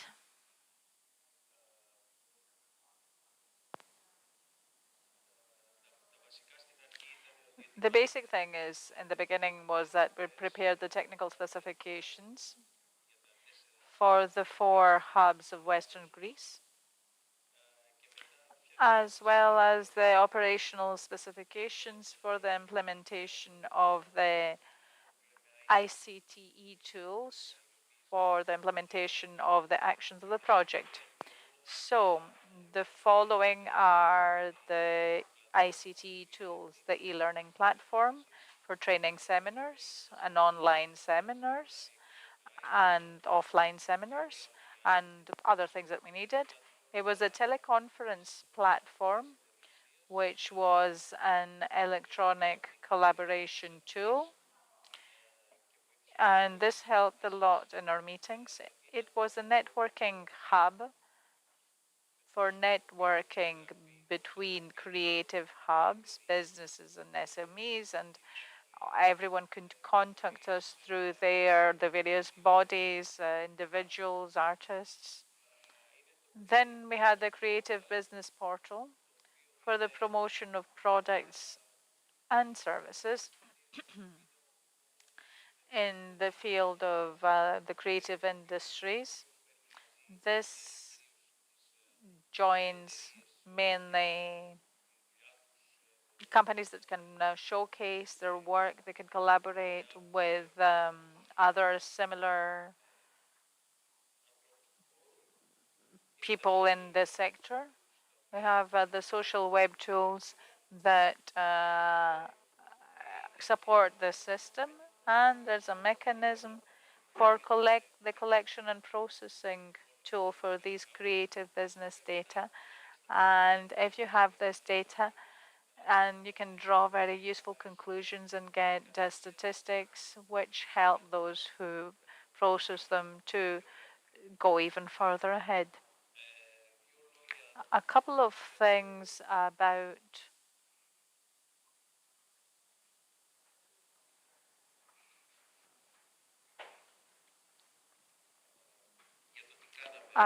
what has been done.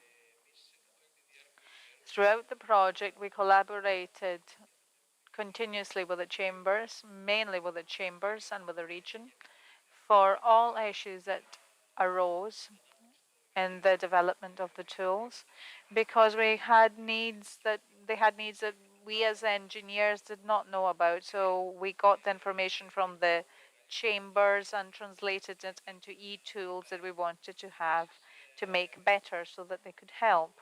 For this reason, we also issued the required guides so that and we disseminated these so everyone could read about how the e-tool works and to find what they want or to correct something, to a function, to use a function of the tool.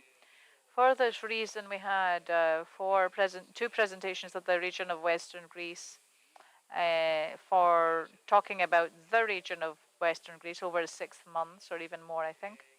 And then we developed a video which anyone can watch to see how all the tools work. And we also had a presentation for all the partners. So I think that everything else has been discussed by the other speakers. I'm just going to give a few more details about the tools. Here we see the central website of the homepage, creativehubcti.gr. We have added the various columns and rows, all the things that we were asked to do during the project. And even now, a few days ago, we added something, and I think that now it has the functionality that the region and the chambers wanted it to have. Here we have a map of the 6 tools that I talked about, and the help desk, which 24 hours a day can be used online, and someone can get a reply to an application about a request about how this platform works. Now, the e-learning platform is here. We see the URL.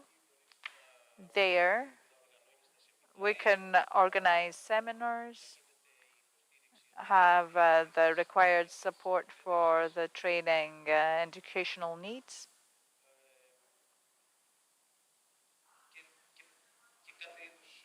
And it offers any support of this type.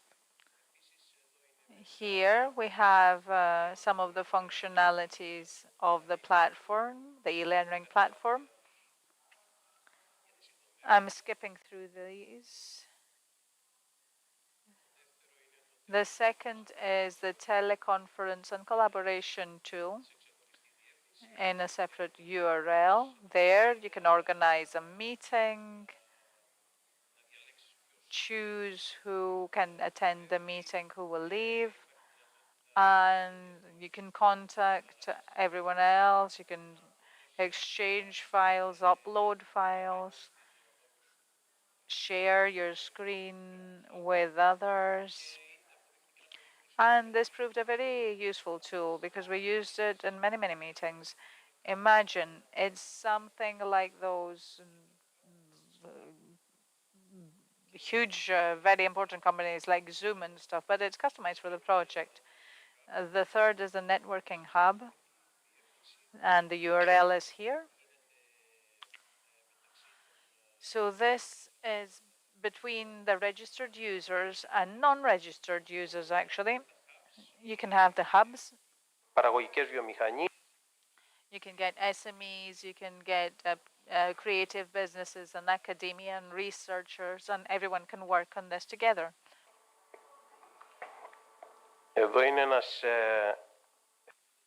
Here we have a map with what the networking hub does. Is highly functional.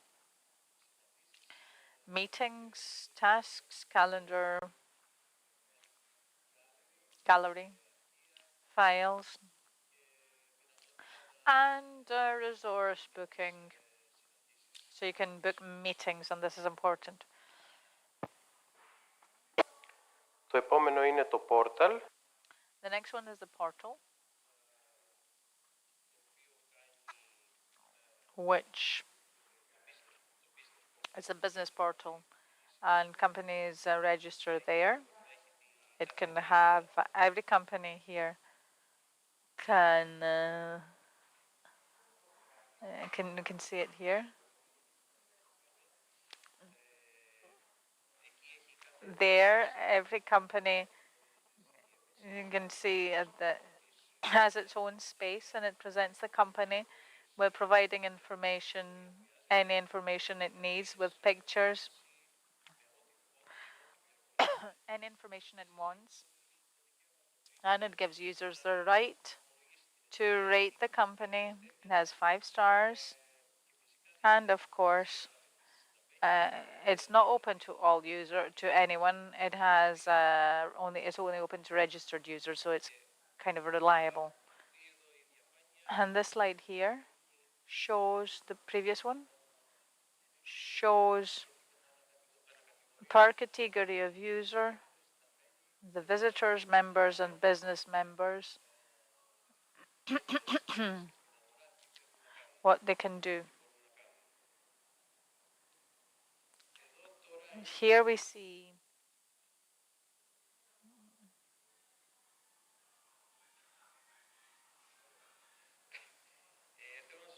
I want to say that this business portal is a tool called Web 2.0, which the user cannot see, but this is what gives it its collaborative functionalities. So the rest is highly technical stuff. I'm not going to take you through it. Here we have a picture of the screenshot of the mobile version. So we have an app which is fully functional. It's just as you see it on your computer. And there's a help desk, which, as we said, offers full support at any moment to anyone who needs anything from the platform, from this tool. And these are some usage data. The e-learning platform has 62 registered users. The teleconference and collaboration tool, 25 users. The networking hub, 45 users. And the creative business portal, 124 companies. And of course, these numbers are higher in the platform because, but we're talking about only registered users here. That's all from me. I'd like to thank everyone again and the Regional Development Fund, which offered a lot of support in the finances and in the admin of the project. Thank you. So Terry, thanks a lot. You were you were I'm glad you mentioned us at the very last moment, but it's great that you mentioned our organization as well, because we have only 5 people handling projects worth 21 million euros and the creative hubs. So, and that's a regional development fund. We do a lot of work. So we need to have a break, I think, according to the program. But due to the delay, I would think that this half hour, which is for coffee, should be limited to 10 to 15 minutes. If you agree, 5 minutes, less, 5 to 10 minutes. Okay, and we'll be here. Bye.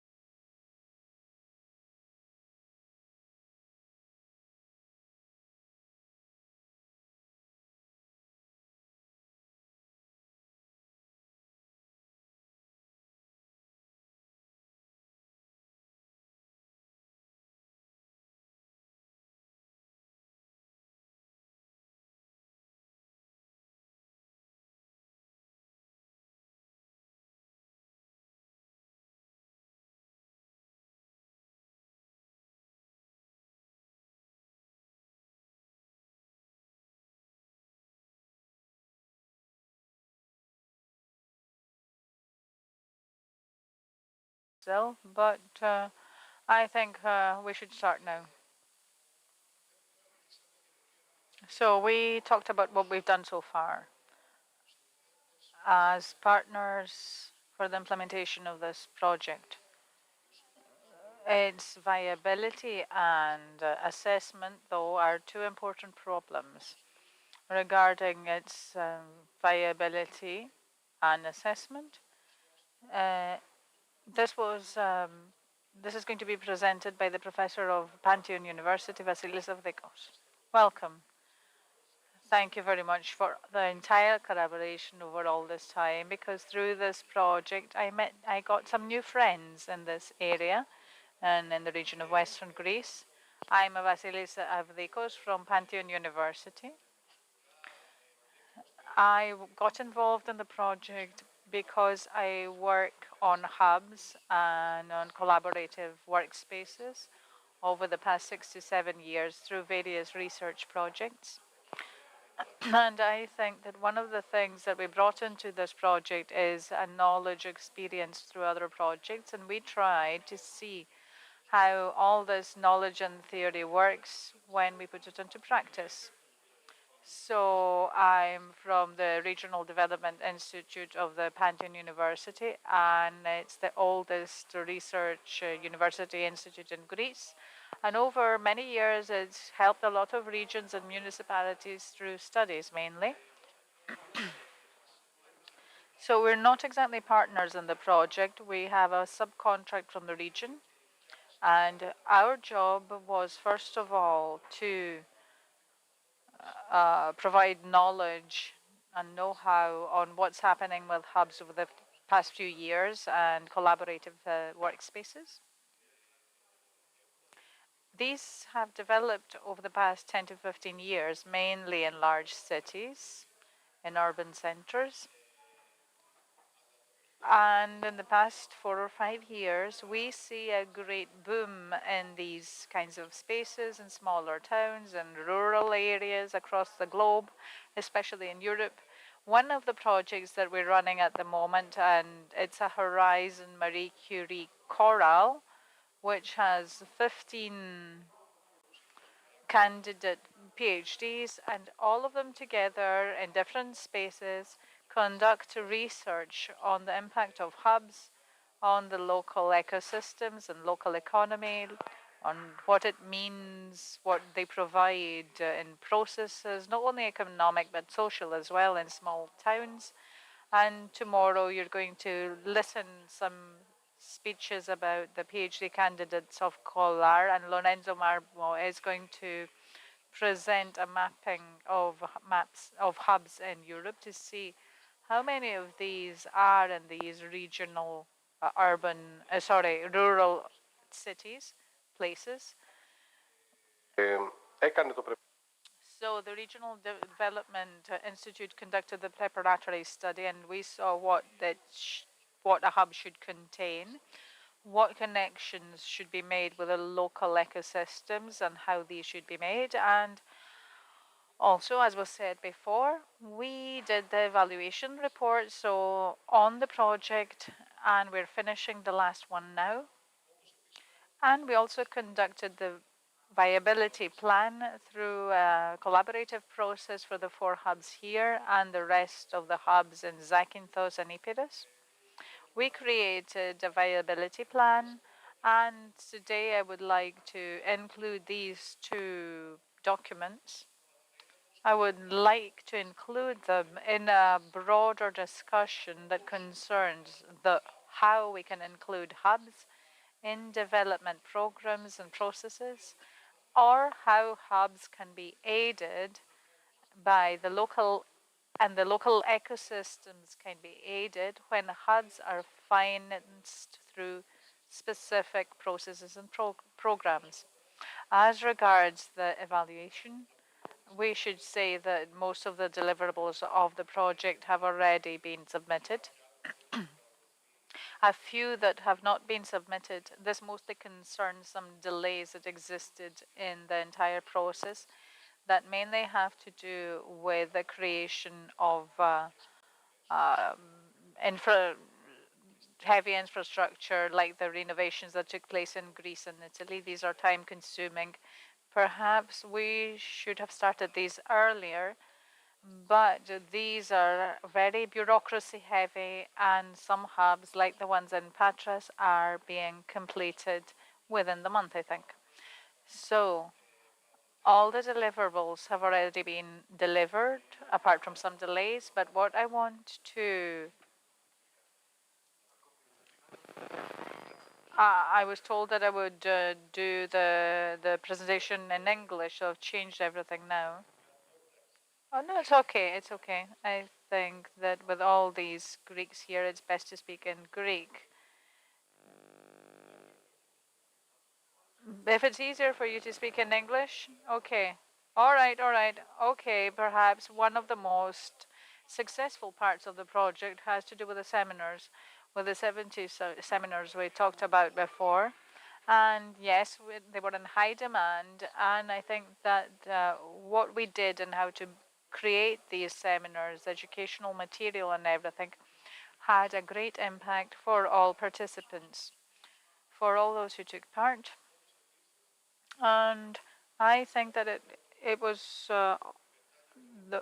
the whole set of e-tools that we had from the Ophantos was very successful.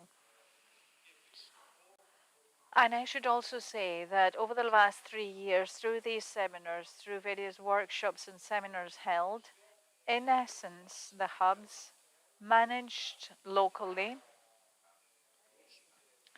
to give an ability to many professionals in the industry, so in the cultural and creative industries, and many amateurs as well, because a large part of the economy, it might be a bit in the shadow, but it concerns the amateurs.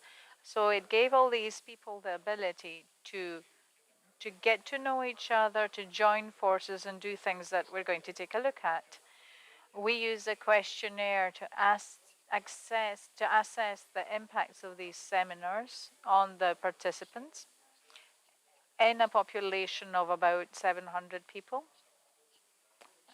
who attended these seminars. We got a sample of 80 people. We have the outcome here. We had an aim to begin with, and we can see that all these new skills provided through the seminars had a very successful, very good impact on the development of the skills and on how someone can use these skills in their business, or if they're a freelancer in their daily job.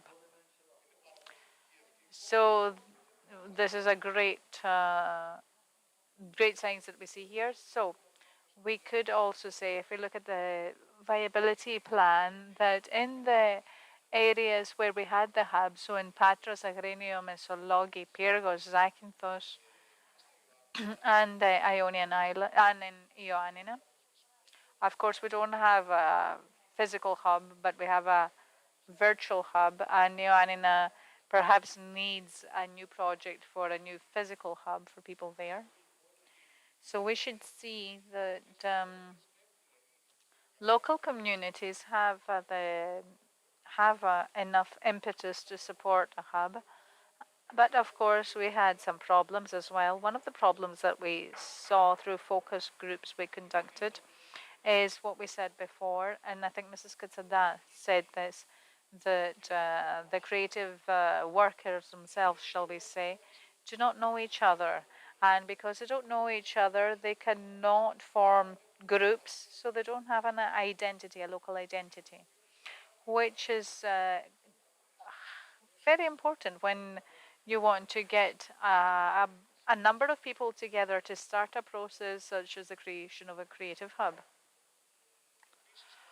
The other thing is that quite a few of these people are amateurs. And as we said, these are in the shadows and statistics as well. And an important thing here that we should know is that amateurs can be future entrepreneurs. And this is very important. And another important thing is that amateur creativity can support a lot of aspects of social development in a region.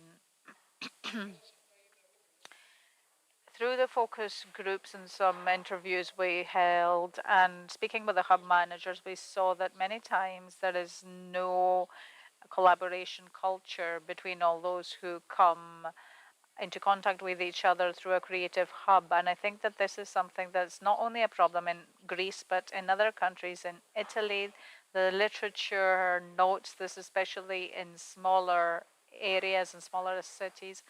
And I think that hubs create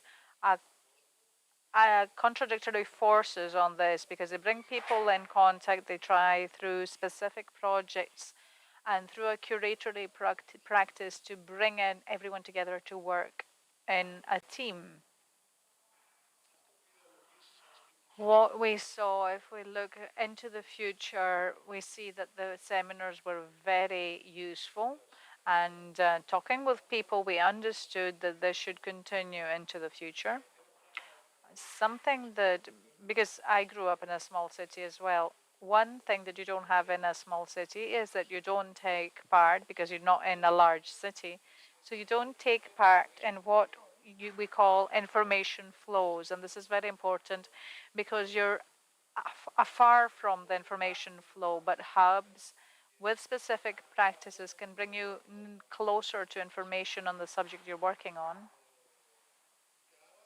So, in this way, through the seminars and perhaps it's not only the seminars as well, it's a whole educational process that the hubs provide. So, through this educational process, I think that this allows you to take part in the information flows. You're closer to what's happening elsewhere, even if you don't share physical space.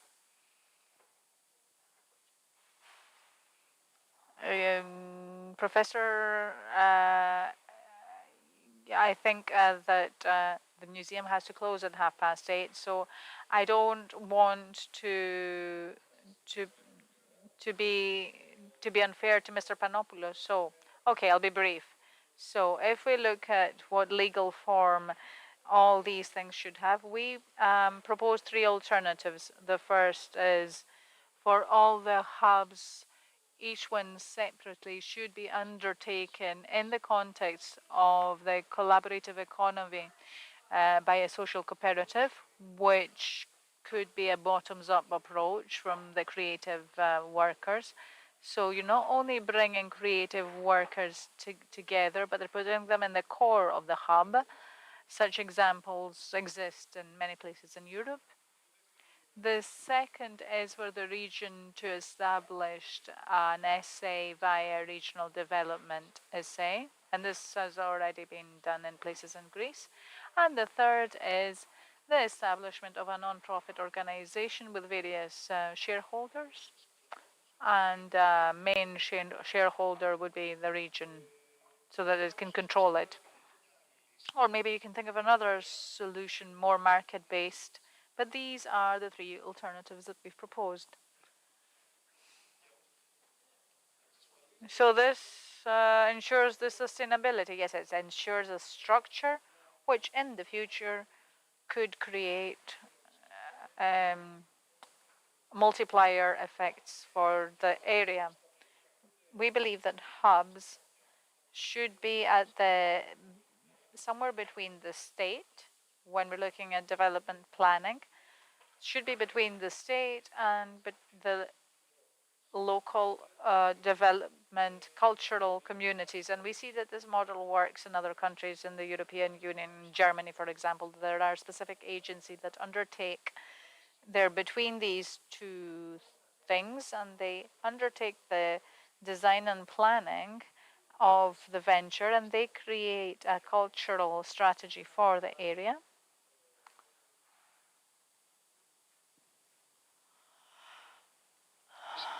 Of course, if we look at the literature, what also happens in smaller areas elsewhere, most of the ventures there is based on state financing. Very few examples exist that are based on market-based approaches. So we go back to the initial question on how do we include hubs in the development planning. in development agendas. If we look at the literature and various examples in Europe, recently with Antigone Papageorgiou, we conducted a research on about 40 ventures from around the world. The reasons why the state supports these hubs is either because we have entrepreneurial growth, so we want to see more business and innovation. The second is that many collaborative workspaces function as social infrastructure. So there might be buildings that are derelict and there's rural revitalization, and they're given to the creative industries and they create their hubs there. So co-working spaces, etc. So this has to do with urban regeneration, especially in small places. The third is because we want to reduce commuting. So especially in large areas, large cities. So we create hubs and co-working spaces in the outskirts so that people can work there and avoid the center. Also, there are hubs that as learning middle grounds, which means that they try to be the medium that will provide educational material and will train. We mainly see this for young workers and for a niche, so not in education, employment, or training. And we've seen some examples that hubs themselves function in the public sector as well. Not so much to allow public officials to work in hubs remotely, but mainly to where they can meet the local population that lives in remote areas. For us, hubs are what we call a place-based solution. This was a very important policy catchword, place-based development. And this says that when I'm planning and doing strategic planning, can't know what happens in every small city, but those who know is the people who live there. So we need to give them the power to be able to collaborate and take part in the strategic planning. For us, hubs, especially in remote areas, are ventures that are very unique because every area has its own problems, its own particularities and economic basis. And so various hubs function with different ways and they have different goals. So when we want to think about hubs as a place-based phenomenon, we should be based on the appropriate logic and procedure. So for us, the coherence policy and the whole development planning can be boosted by hubs as places that bring together creative workers in any small city. And in there, you can have a creative interplay between people. And at the same time, we see that this has changed recently. We talk about smart specialization strategies. I think that hubs are an amazing space to have to pilot smart specialization strategies because there you have the more creative workers, those who innovate and want to do so. So hubs themselves can become a tool, a policy tool, if we can turn them towards that direction. And I think that especially in the so-called less developed and remote regions, they can provide alternative solutions that we haven't thought about even now. Thank you very much for your time.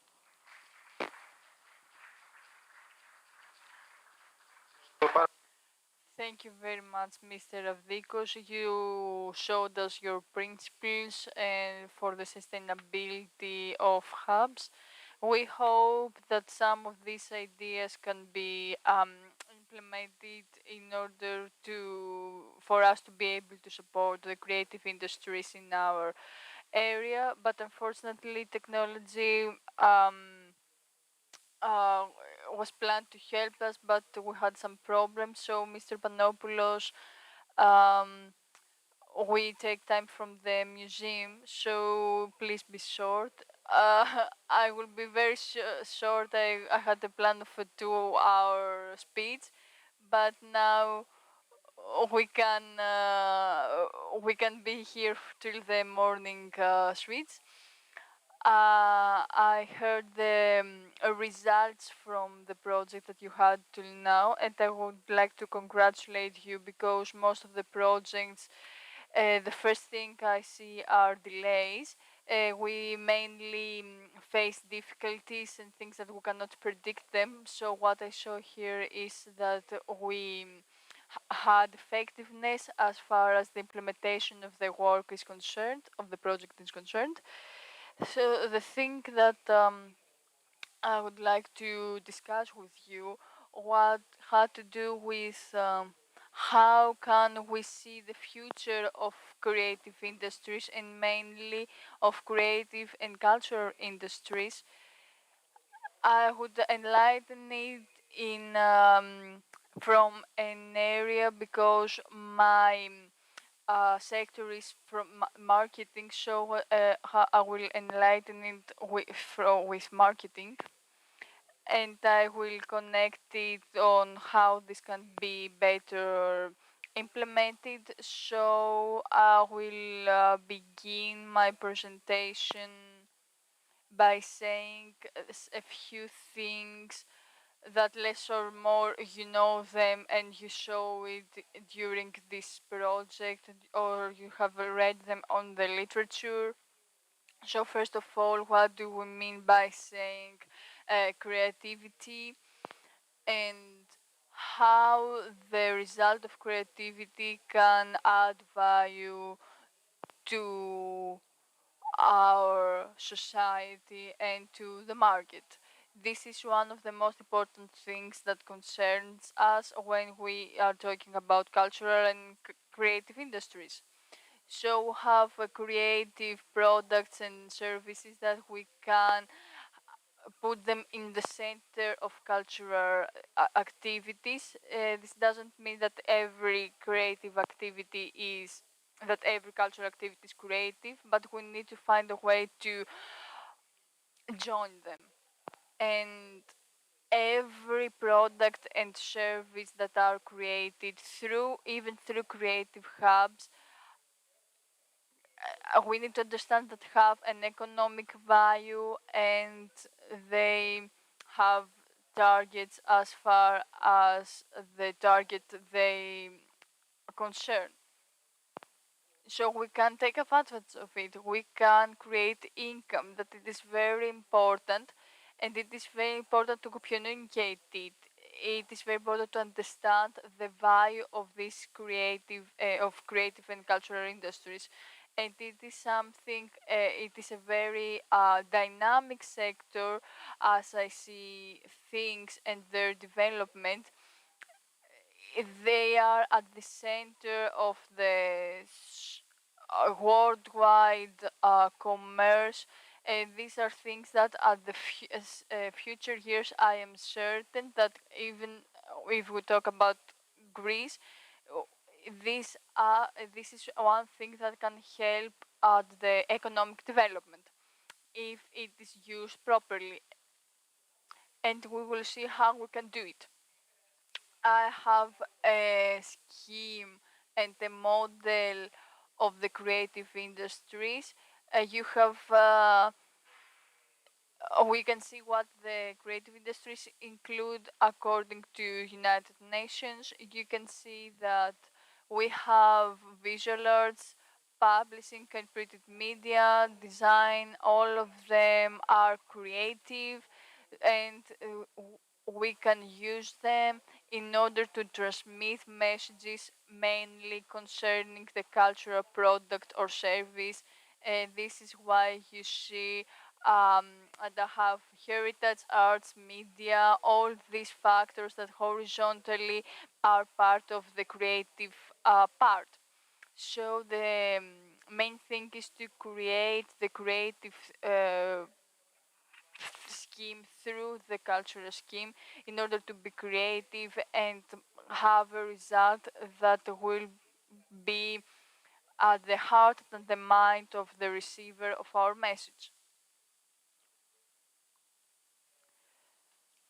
What are the domains that we are expecting the future years to and the results of the creative industries? So I have cultural and natural heritage. These are domains that will have direct impact, and related domains, but in fact they are correlated.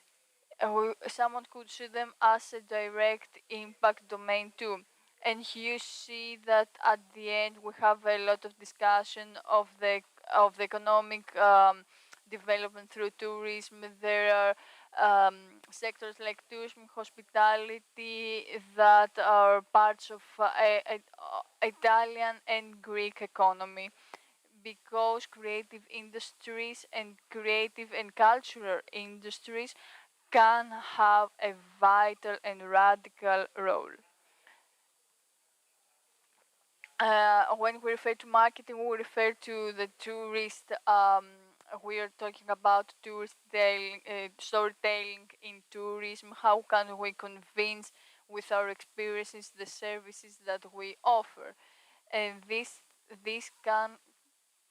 can result from the creative industries, and this is what is interesting for me, and this is what we can do in the next years.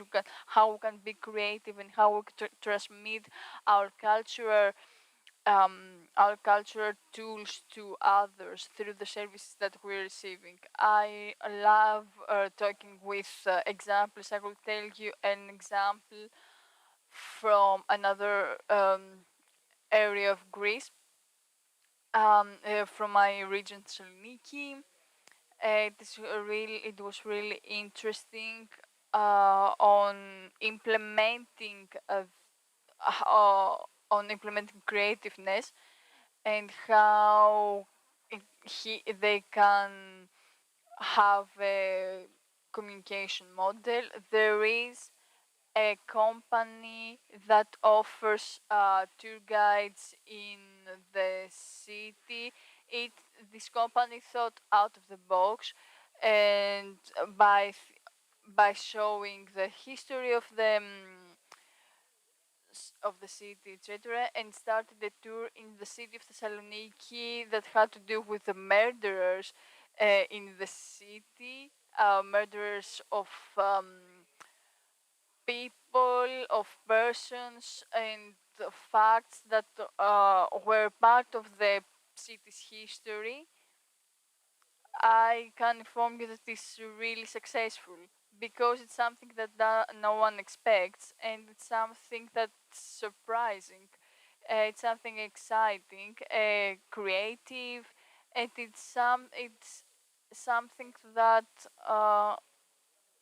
is part of our culture and connects you with the place, even though when we think about it we think it's strange. So I think that when we are creative we can have messages through our culture in ways that we have not even imagined. And I would like to raise a question here, and I will talk in marketing terms. I will have the section of how um, the cultural industry can collaborate, even if there are museums or other sector, um, at the same time with a non-governmental um, organization. I think that it is a very strange idea, but I think that's a really good idea and this we need to see how we can create a win-win situation in such a sector. This situation can be very prosperous for both sides. Um, both sides are helped and they can win from each other. And I heard from a previous speaker that cultural industries are not funded, so they need to try to find ways to promote their existence and find ways with little money.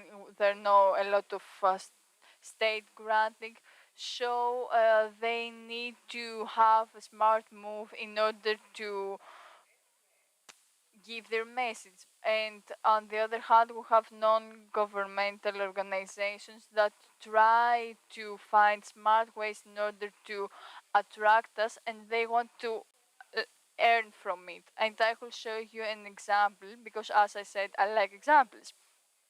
And that I think that was one of the most beautiful collaborations from the creative industry and the non-governmental organization, and I will explain the benefits for both sides and why this collaboration was successful. And you will see creativity because we're talking about creative industries.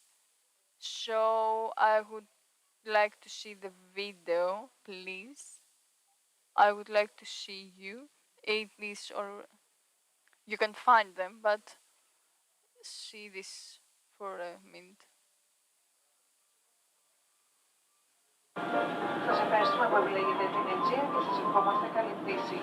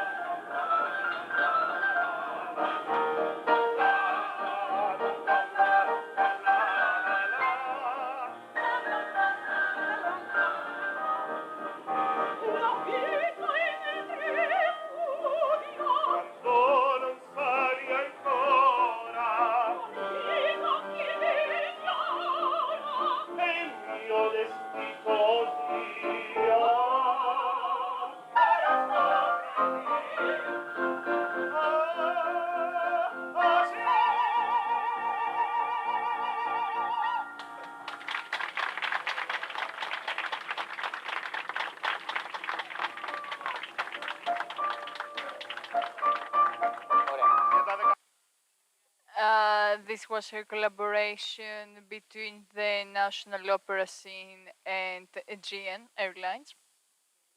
I think that everyone would like to be in this flight, and this would be a unique experience. In this situation, a win-win situation, both sides have something to win. It is something very creative and original. It's something that we have not seen before, so it's something creative, and we have the collaboration of and winning and of an organization like Aegean. It was the date of Aegean's birthday.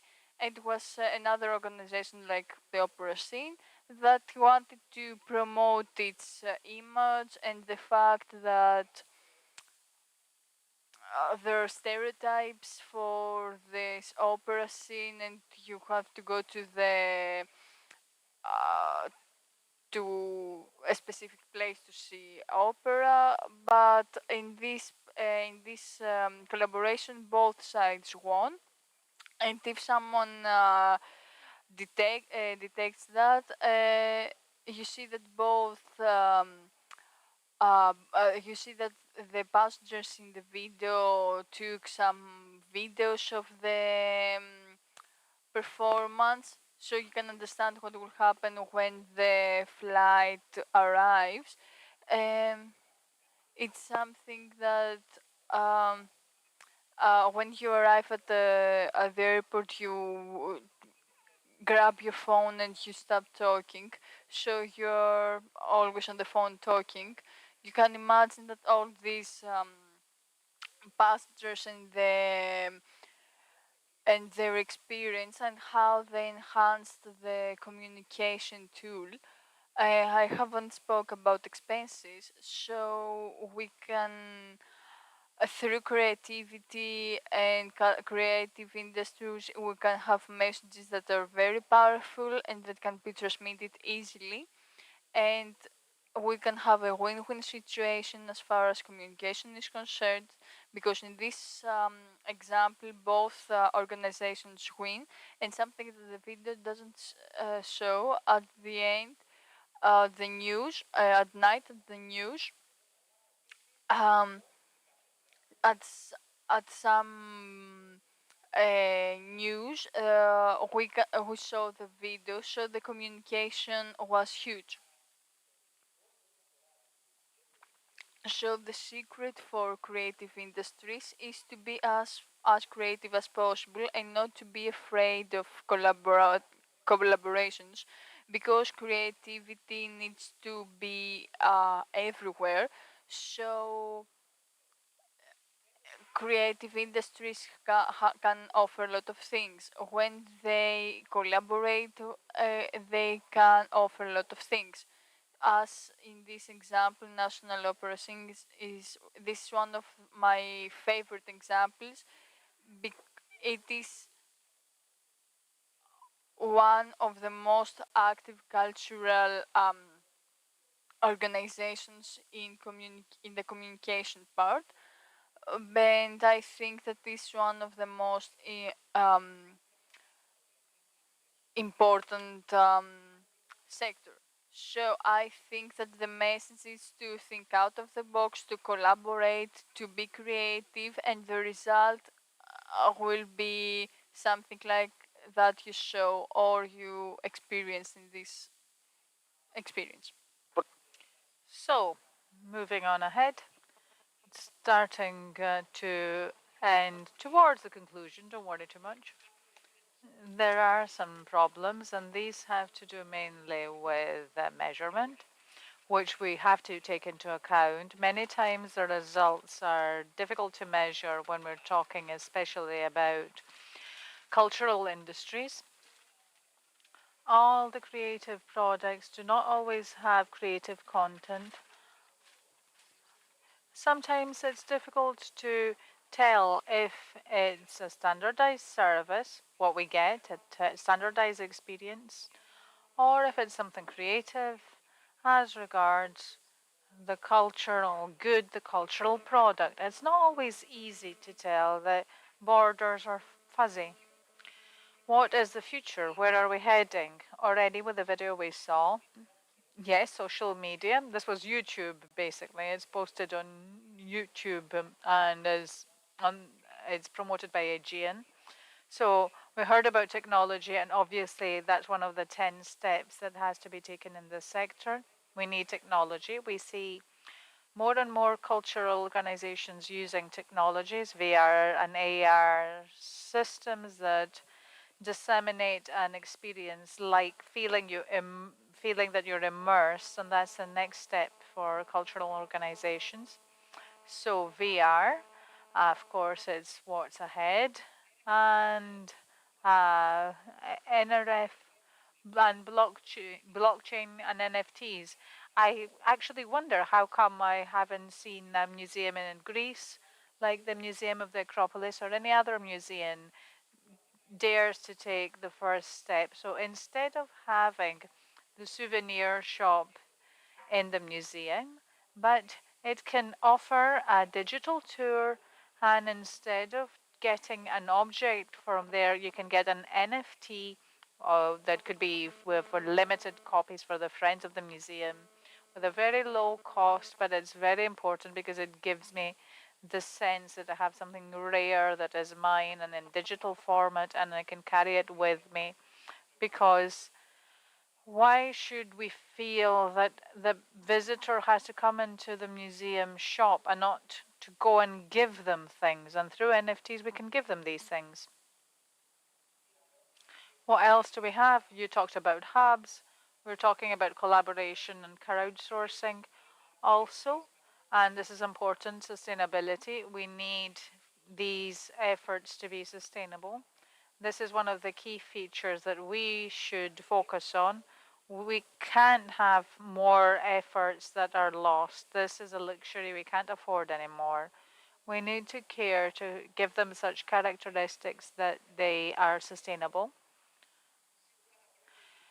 Definitely, and it's part of culture and creativity and difference and inclusivity. And of course, it's very important to offer an experience. We provide services, we create services, and this is what we tell people when they come in contact with us. I was fast. Okay. Phew. I think I did well. Thank you very much for your attention. I hope I didn't tire you. Thank you very much, Mr. Panopoulos. I think that during today's meeting, we had a very good overview of what we did, how we did it, what methodologies we followed, how we designed it, and how finally today we have this meeting to finalize the project. An important factor, drawing conclusions from the past two speeches, is that the two universities, the Pantheon University and the University of Macedonia, helped us a lot. The Pantheon University, apart from the great job it did, gave us sustainability data about how we can continue and with what methodology, ensuring the sustainability of these hubs and the support of the creative industries. In parallel, we have the other view of marketing, how we can promote this, and an important factor to achieve success in any future project. Thank you very much for being here. I'll remind you that tomorrow we have the B2B meetings, and it would be good to let the businesses know so that they can come and have these meetings. And finally, I'd like to say that this is not the end. We're continuing with dinner at DEC. It is an area in the old port of Patras. It's easily accessible. I hope that you have been informed, or if you look it up on Google, it's easy to get there. Just 3 straight lines, 3 corners, and you're there. So at the old port of Patras, there is this area, DEC. You're all invited. We wait for you there to continue the discussion over a glass of wine or something, and a bit of food. Thank you very much.